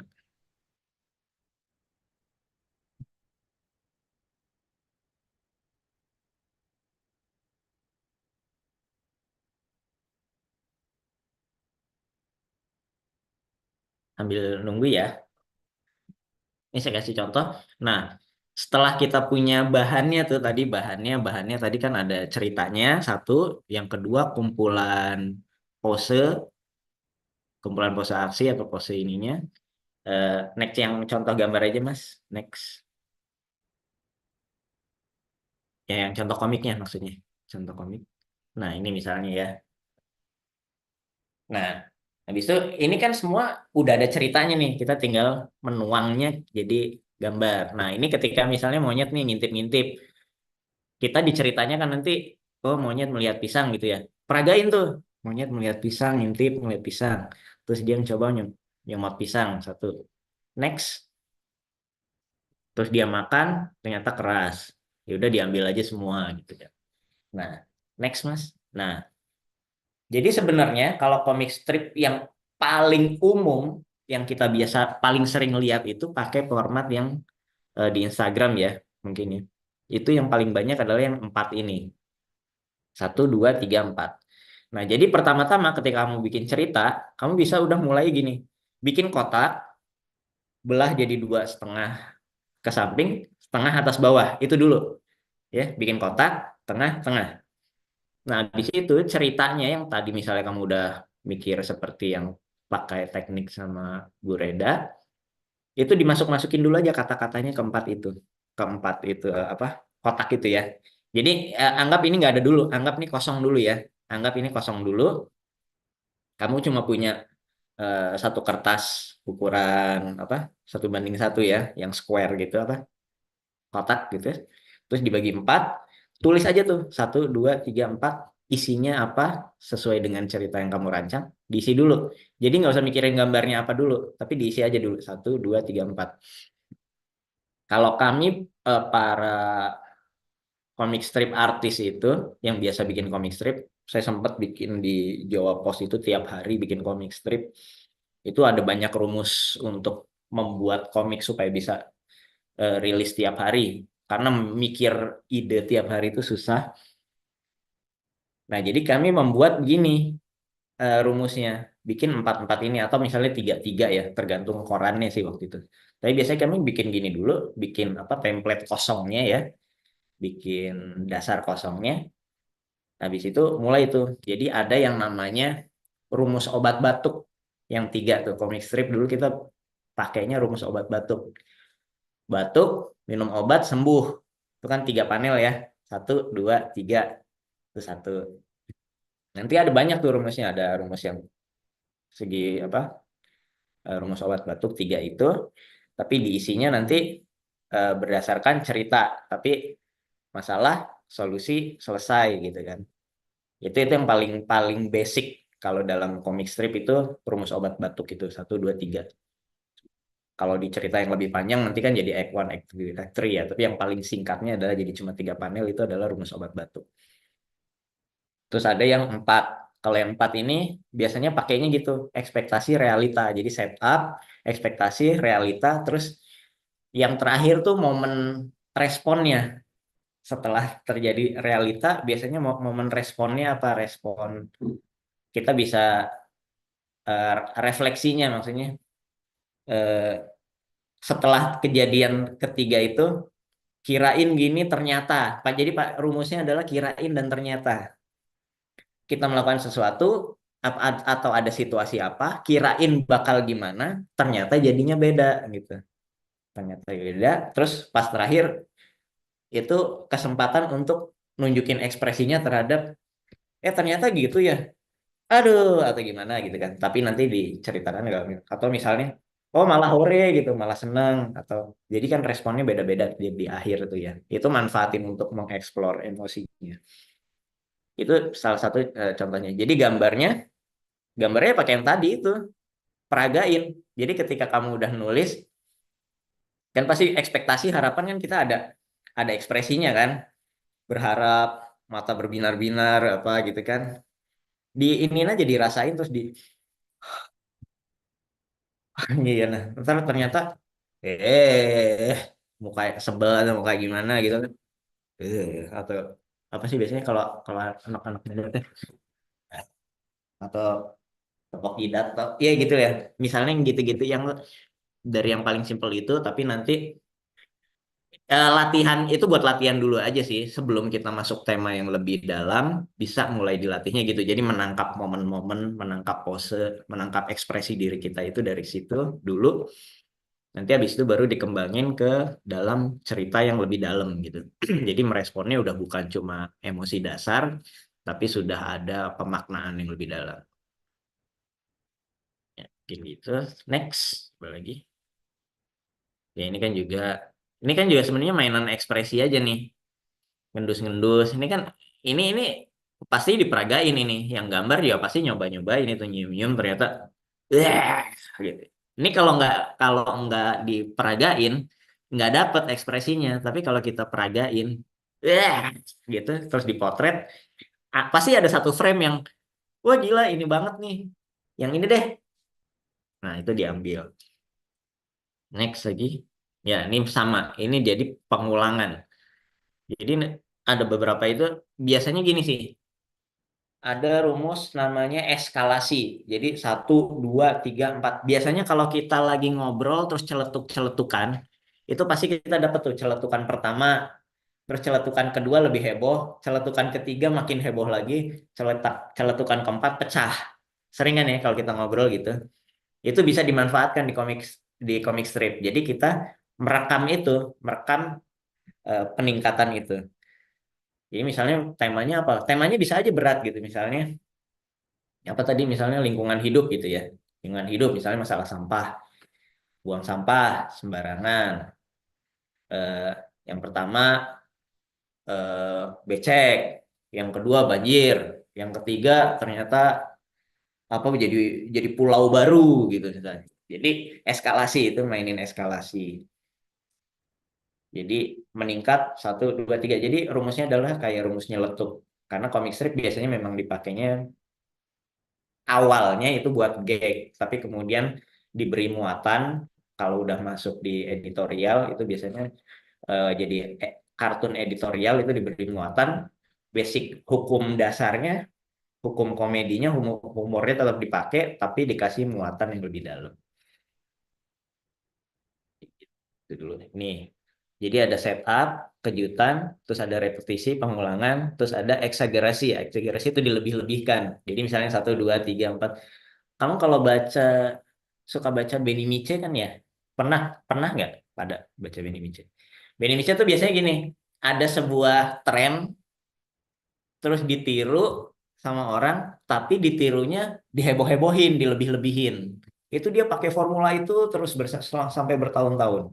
Jadi pakai pola standar 4 panel yang sama, tapi digunain terus bertahun-tahun dengan kasus yang berbeda-beda, itu bisa. Jadi dia memainkan eksagerasi, sesuatu yang dilebih-lebihkan. Nah, ini contoh lagi. Ini kliwon, cari kutu, nemu kutu, cari-cari lagi. Nah, ini eksagerasi, jadi dilebih-lebihkan. Jadi didramatisir, dilebih-lebihin, gitu. Diulang, sesuatu yang sama diulang terus dilebih-lebihkan. Ini teknik aja sih. Jadi pilihan aja sih.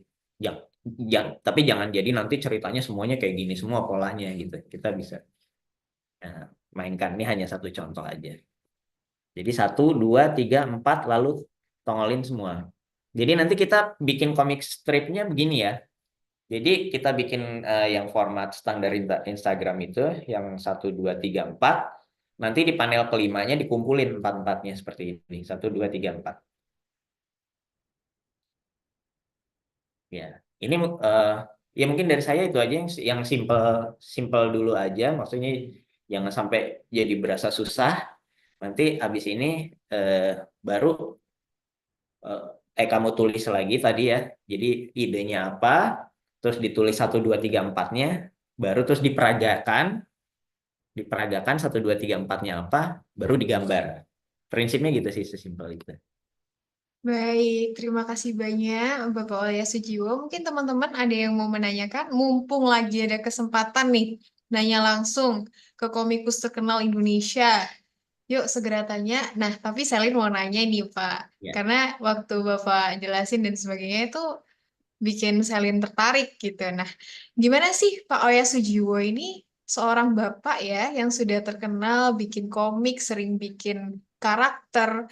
Bagaimana sih kalau semisal kita itu pengen menggambarkan atau menentukan desain karakter yang sesuai dengan memorable ataupun peristiwa yang pengen kita ceritakan? Karena kadang itu idenya ada ya Pak ya, tapi ketika kita eksekusi, oh ternyata kok desain yang saya ataupun karakter yang saya perlihatkan di desain saya kok kayak kurang ya, bisa kayak marah ya Pak ya, kok kayaknya kurang marah ya. Nah itu biasanya apa sih Pak tipsnya supaya bisa kuat gitu dari yang namanya emosi ataupun karakternya? Berarti pas mau gambar kurang marah, kurang Eh, kesel. Ininya masih masih masih baik. Masih malu-malu, belum spontan. Ya, jadi spontan itu kan reaksi pertama ya. Reaksi pertamanya begitu. Keluarin semua, tangkap, rekam, habis itu di trace tadi itu. Sama sebenarnya kalau udah gambar karakter yang ada ininya, cirinya sebetulnya mengenali ciri-ciri utamanya ya. Kayak gini misalnya, Gundala ini langsung ketahuan Gundala karena apa? Karena ada sayap di kupingnya. Terus bajunya sebetulnya hitam kalau aslinya ya, tapi sebenarnya biru itu adalah efek dari kilatan cahaya, kilatan petirnya, jadi ada efek biru. Jadi warna dasarnya Gundala itu sebetulnya hitam merah. Ini juga Tira sebetulnya hitam merah. Merah hitam kalau Tira. Kalau Gundala hitam merah, jadi hitamnya lebih dominan, aksennya merah. Kalau Tira dominan merah, aksennya hitam. Nah, kenali itu dulu ciri-ciri utamanya. Tira itu tadi ya, kostum hitam, kostum merah, aksen hitam, dan dia pakai topeng hitam. Itu kalau itunya udah ketangkep, orang akan langsung asosiasi ini Tira dan dia pakai celana ini ya, maksudnya celana celana aksi gitu ya, celana tarung, celana aksi. Kalau Gundala, ya itunya tadi yang paling utama apa? Sayap di telinga itu yang kayaknya nggak, kalau udah pakai sayap di telinga itu udah orang asosiasinya akan langsung ke Gundala gitu, nggak ke yang lain dulu gitu ya, dengan warna hitam merah ini. baik, terima kasih Pak. Nah ini sudah ada yang bertanya, mungkin langsung aja ya Pak ya, dari Kak Dito tentang format komik strip. Nah, Ya. ini tentang teknis, Bapak. Intinya adalah bagaimana kalau semisal lebih dari 4 slide, apakah boleh menambah slide? Dan menurut Bapak, kalau semisal bikin komik itu banyak slide itu apakah baik? Kalau belum tentu lebih baik ya. Jadi karena ada faktor ini juga sih, faktor kebiasaan. Jadi kita perlu pertimbangkan juga. Boleh, prinsipnya sih boleh, lebih boleh, kurang pun juga boleh. Misalnya cuma 3 gitu ya. Seperti standar komik strip sebelumnya itu justru bukan 4 tapi 3. Tapi karena ada medium Instagram dia jadi standarnya justru 4. Jadi itu justru karena faktor platformnya jadi berubah. Jadi yang tadinya standarnya 3 jadi standarnya 4. Kalau tadinya kan komik strip itu buat cetak. Buat cetak dia dia setia sama format 3 tadinya. Begitu ada medium platform baru Instagram, dia malah jadi 4. Kita nggak tahu ntar siapa tahu next day ternyata 12 atau 10. Instagram kan bisa sampai 10 juga ya. Cuma biasanya ya itu seninya komik strip itu adalah justru eh, tidak terlalu banyak. Jadi di artnya, jadi biasanya paling banyak itu 6. Jadi justru ke seni untuk memanfaatkan gagasan, memadatkan supaya jadi tidak terlalu banyak. Itu komik strip tuh di situ justru. Jadi efektif dan efisien. Sederhana, singkat, padat. Komik strip itu di situ sih lebih. Jadi kalau udah berpanjang itu jadi seperti cerpen, apa? Bukan cerpen strip juga sih, nggak tahu istilahnya apa. Jadi udah jadi bukan komik strip lagi. Karena strip itu kan prinsipnya ya cuma satu strip gitu. Satu strip ya paling 3 atau 4. Baik, terima kasih. Mungkin sudah menggambarkan ya. Nah, ini ada yang bertanya lagi, Bapak.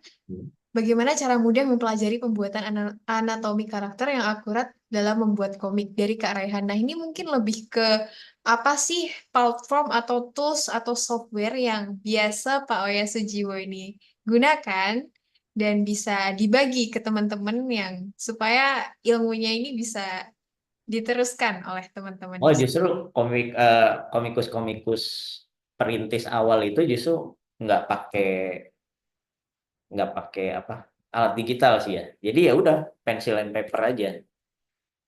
Karena sebetulnya esensi bercerita dengan gambar itu ada di situ, bukan di alat itu membantu mempermudah atau menguatkan kan sebetulnya. Tapi prinsip berceritanya itu justru ada di ketika kamu bisa menggambar dengan pensil dan kertas saja, kamu bisa bikin ledakan kan sebetulnya. Jadi ledakan pun bisa kita buat dengan pensil dan kertas gitu. Nggak perlu bikin sesuatu yang. Jadi sebetulnya keterampilan bisa memang kunciannya. Jadi jangan terkendala sama alat. Kamu bisa bikin. Teman-teman mungkin tahu kan yang penulis Speedy Bike ya, yang apa Dilan ya, yang filmnya Dilan itu juga itu kakak kelas. Dan keahlian dia adalah apa coba?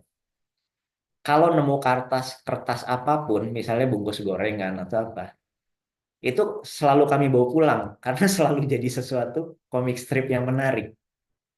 Jadi dia nemu ya itu tadi ya, bungkus gorengan, bungkus apa, selalu iseng gambar terus jadi sesuatu. Jadi sebetulnya di situ keterampilan mengolah eh, dengan alat sederhana tapi jadi sesuatu yang asik. Jadi jangan sampai terkendala alat, oh karena nggak ada software ini, karena nggak ini terus jadi nggak mulai.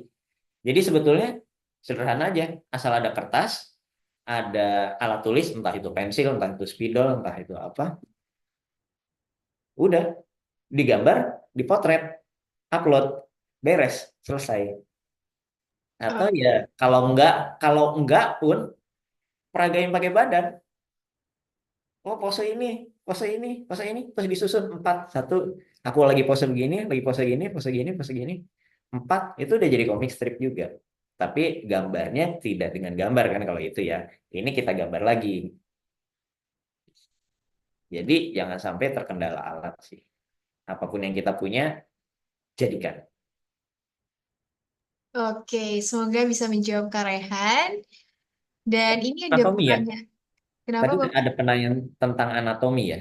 Iya, anatomi, Nah, Bapak. kalau anatomi itu prinsipnya adalah menghitung ini sih, eh, perbandingan ya, perbandingan letak. Kalau itu memang kunciannya adalah pengamatan.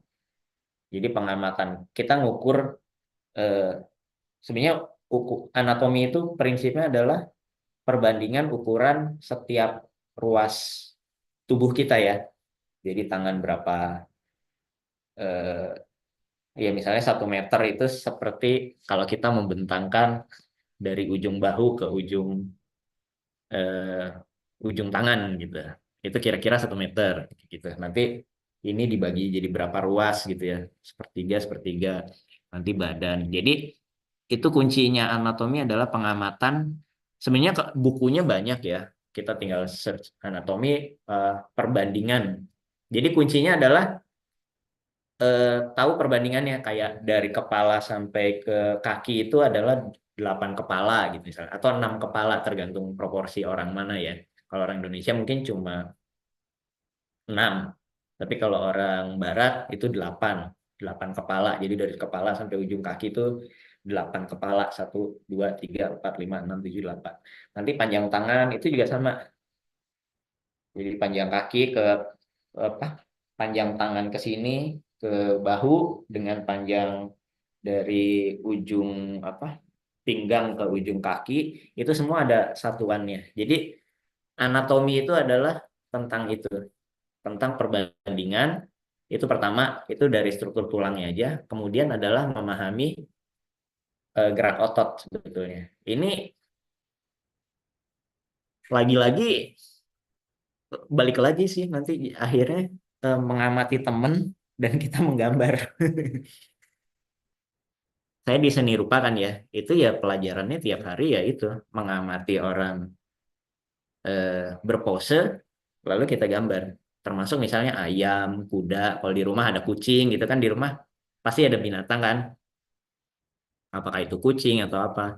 Itu ya di di kayak gini nih.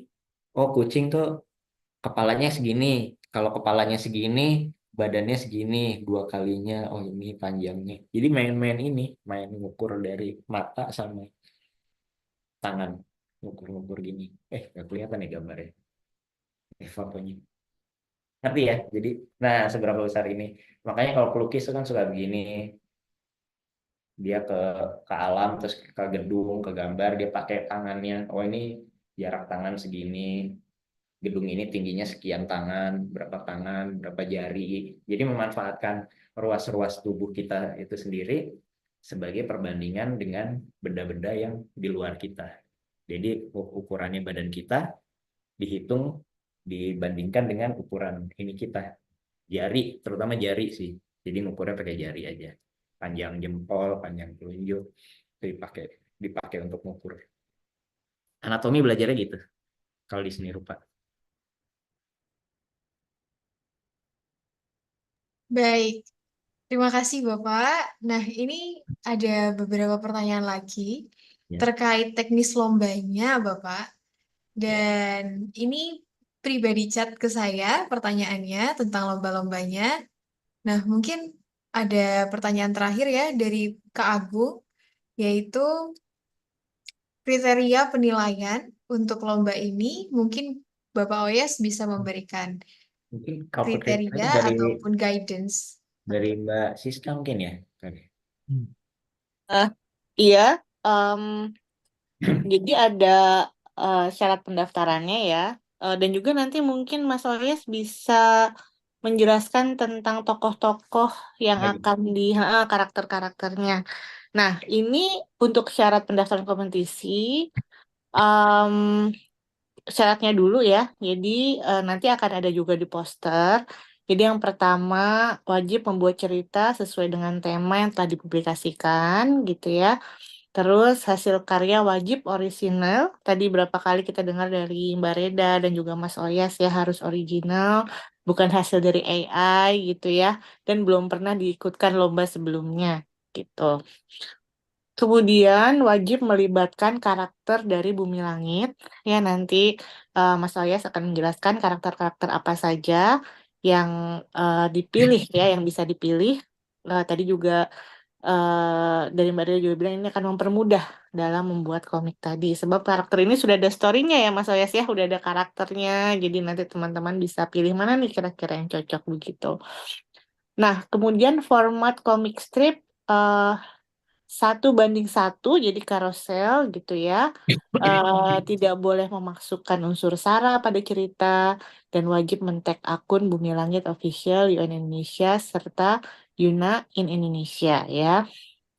Kemudian yang ini nih yang paling penting, wajib juga mention 3 akun temannya untuk ikut dalam kompetisi ini.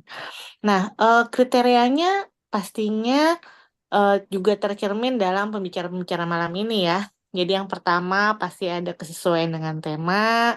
Yang kedua, bagaimana tadi narasinya tidak hanya menggambarkan heroisme, tapi juga kepedulian terhadap isu-isu yang diangkat. Yang ketiga pasti dari segi visual ya, ya Mas Ayas ya, dari segi komiknya itu sendiri gitu. Bagaimana secara visual, komunikasi visual itu bisa mewakili pesan-pesan yang ingin kita sampaikan dalam bentuk komik tadi. Mungkin sih sederhananya begitu ya kriteria penilaiannya ya. Mungkin dari Mas Oyas atau Mbak Reda mau menambahkan? Oh ya, kalau dari sisi Mm. gambar sih jelas lebih utama ya. Maksudnya kejelasan, clarity Oh, dalam. jelasnya. Jadi ini gambar apa jelas. Mungkin gambarnya nggak rumit, tapi kita dengan sekali lihat tuh bisa mudah mengenali. Oh ini gambar apa, terus hubungannya dengan gambar lain tuh apa. Itu jelas. Jadi kejelasan tuh penting sih kalau misalnya dalam komik strip. Ya, nah itu ya langsung dari pakarnya langsung. Jadi kayaknya sudah cukup banyak ya ilmu yang diberikan pada malam ini. Ya mungkin bisa dijelaskan ya Mas Oyas karakter dari Bumi Langit apa Iya. saja nih yang bisa menjadi kandidat untuk komik. Terima kasih. Aku panggil lagi Mas Agung. Nah iya ini udah ada. Nah ini tokoh hero yang kita mulai dari Gundala ya.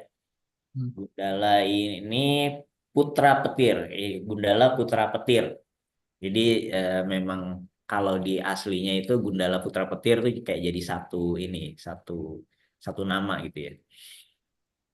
Jadi Gundala ini dia insinyur.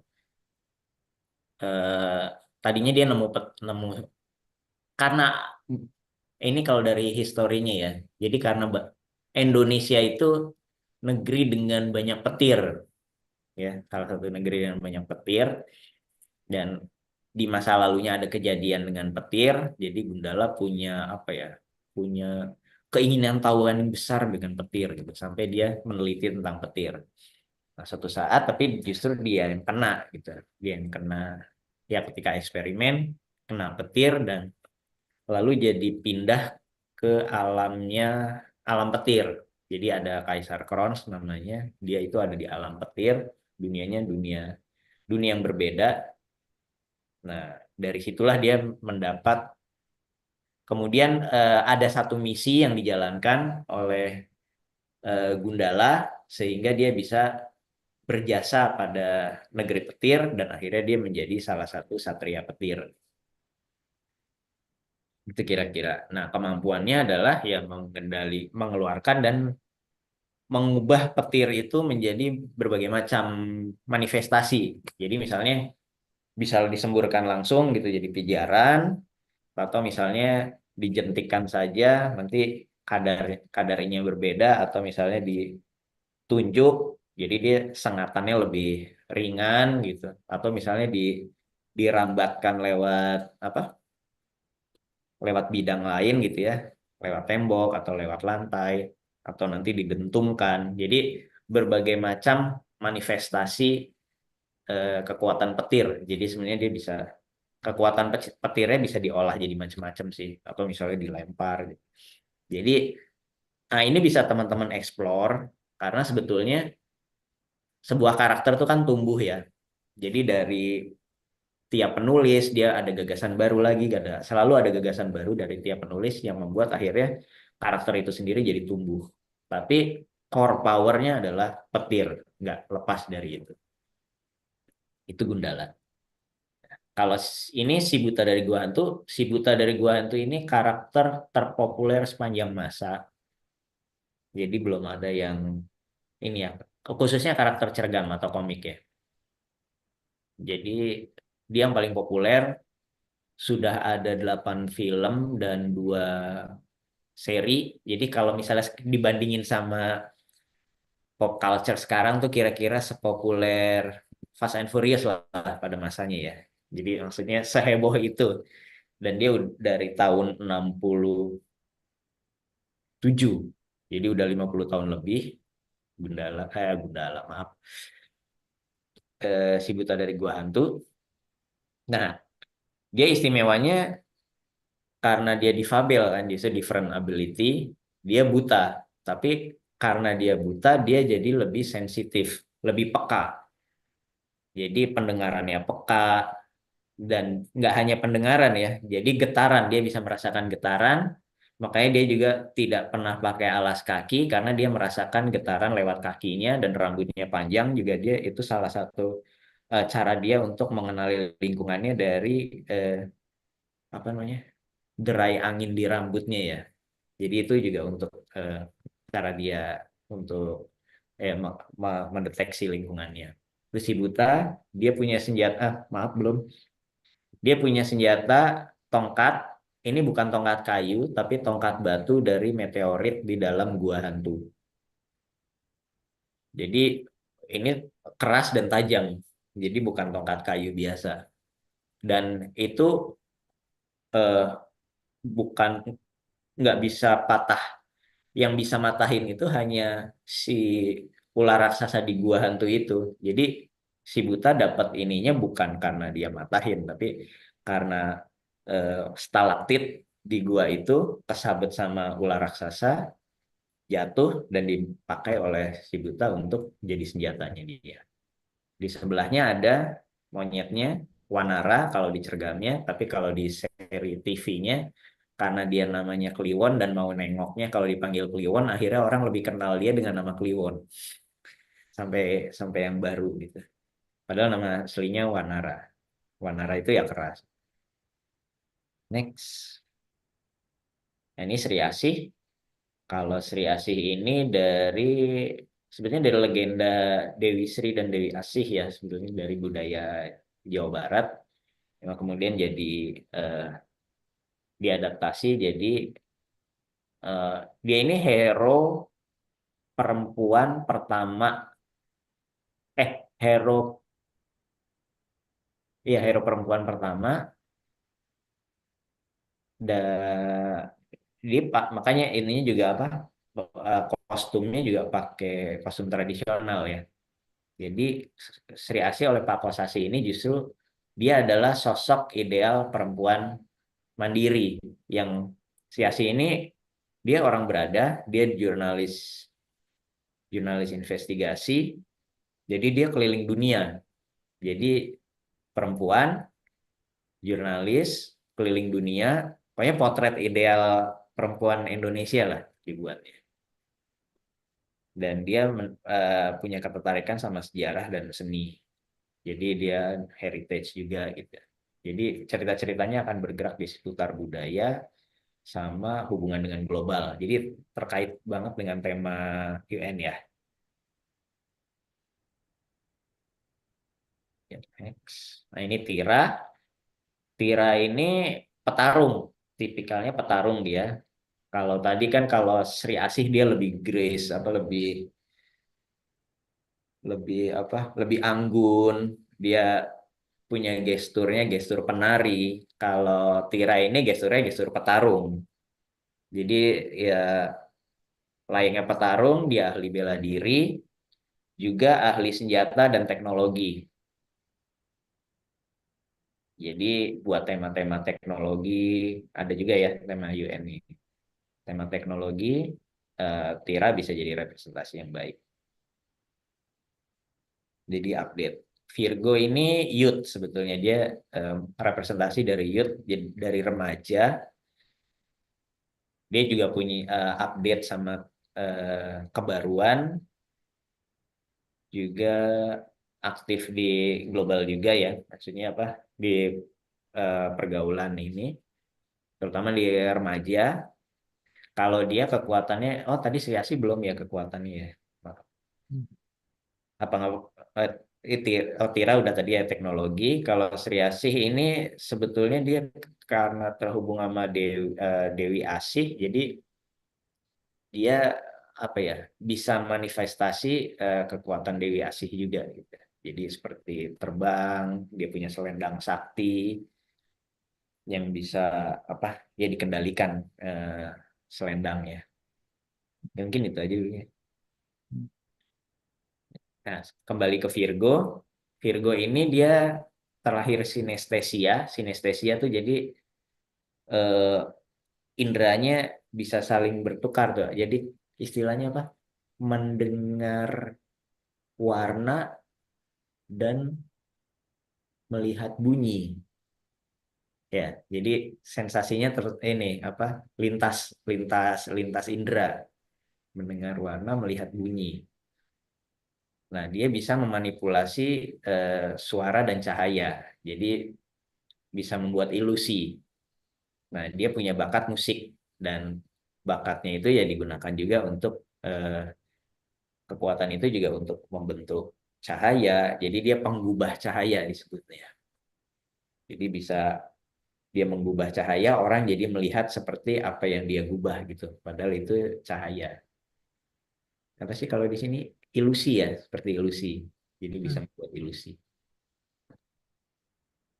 Sama punya kekuatan api. Lupa tadi. Kekuatan api. Jadi api itu bisa apa cahaya dikendalikan, terus dikasih panas, dia menjadi punya nggak cuma hanya cahaya tapi juga cahaya dan panas dan bisa dikendalikan. Menjadi pijaran gitu ya. Ya, next. Ini Aquanus. Kalau Aquanus ini sebutannya penguasa samudra, ruler of the deep. Jadi sebetulnya bukan hanya elemen air, dia adalah kemampuan adaptasi terhadap lingkungan. Jadi dia bisa menyelam dan tahan dengan apa tekanan udara dan bisa di dalam air lama. Kemudian kalau ada perubahan suhu ekstrim atau perubahan lingkungan yang ekstrim, dia juga bisa beradaptasi. Jadi kemampuan utama dia sebetulnya adalah adaptasi. Nah, kalau dia asal-usulnya adalah dari teknologi yang terpendam di dalam laut dari zaman Sundalandia. Sundalandia tuh 20.000 sebelum Masehi. Teknologinya dari zaman itu ada yang di pinggangnya itu ada sabuk sinar pelangi. Jadi dia bisa mengatur arah apanya?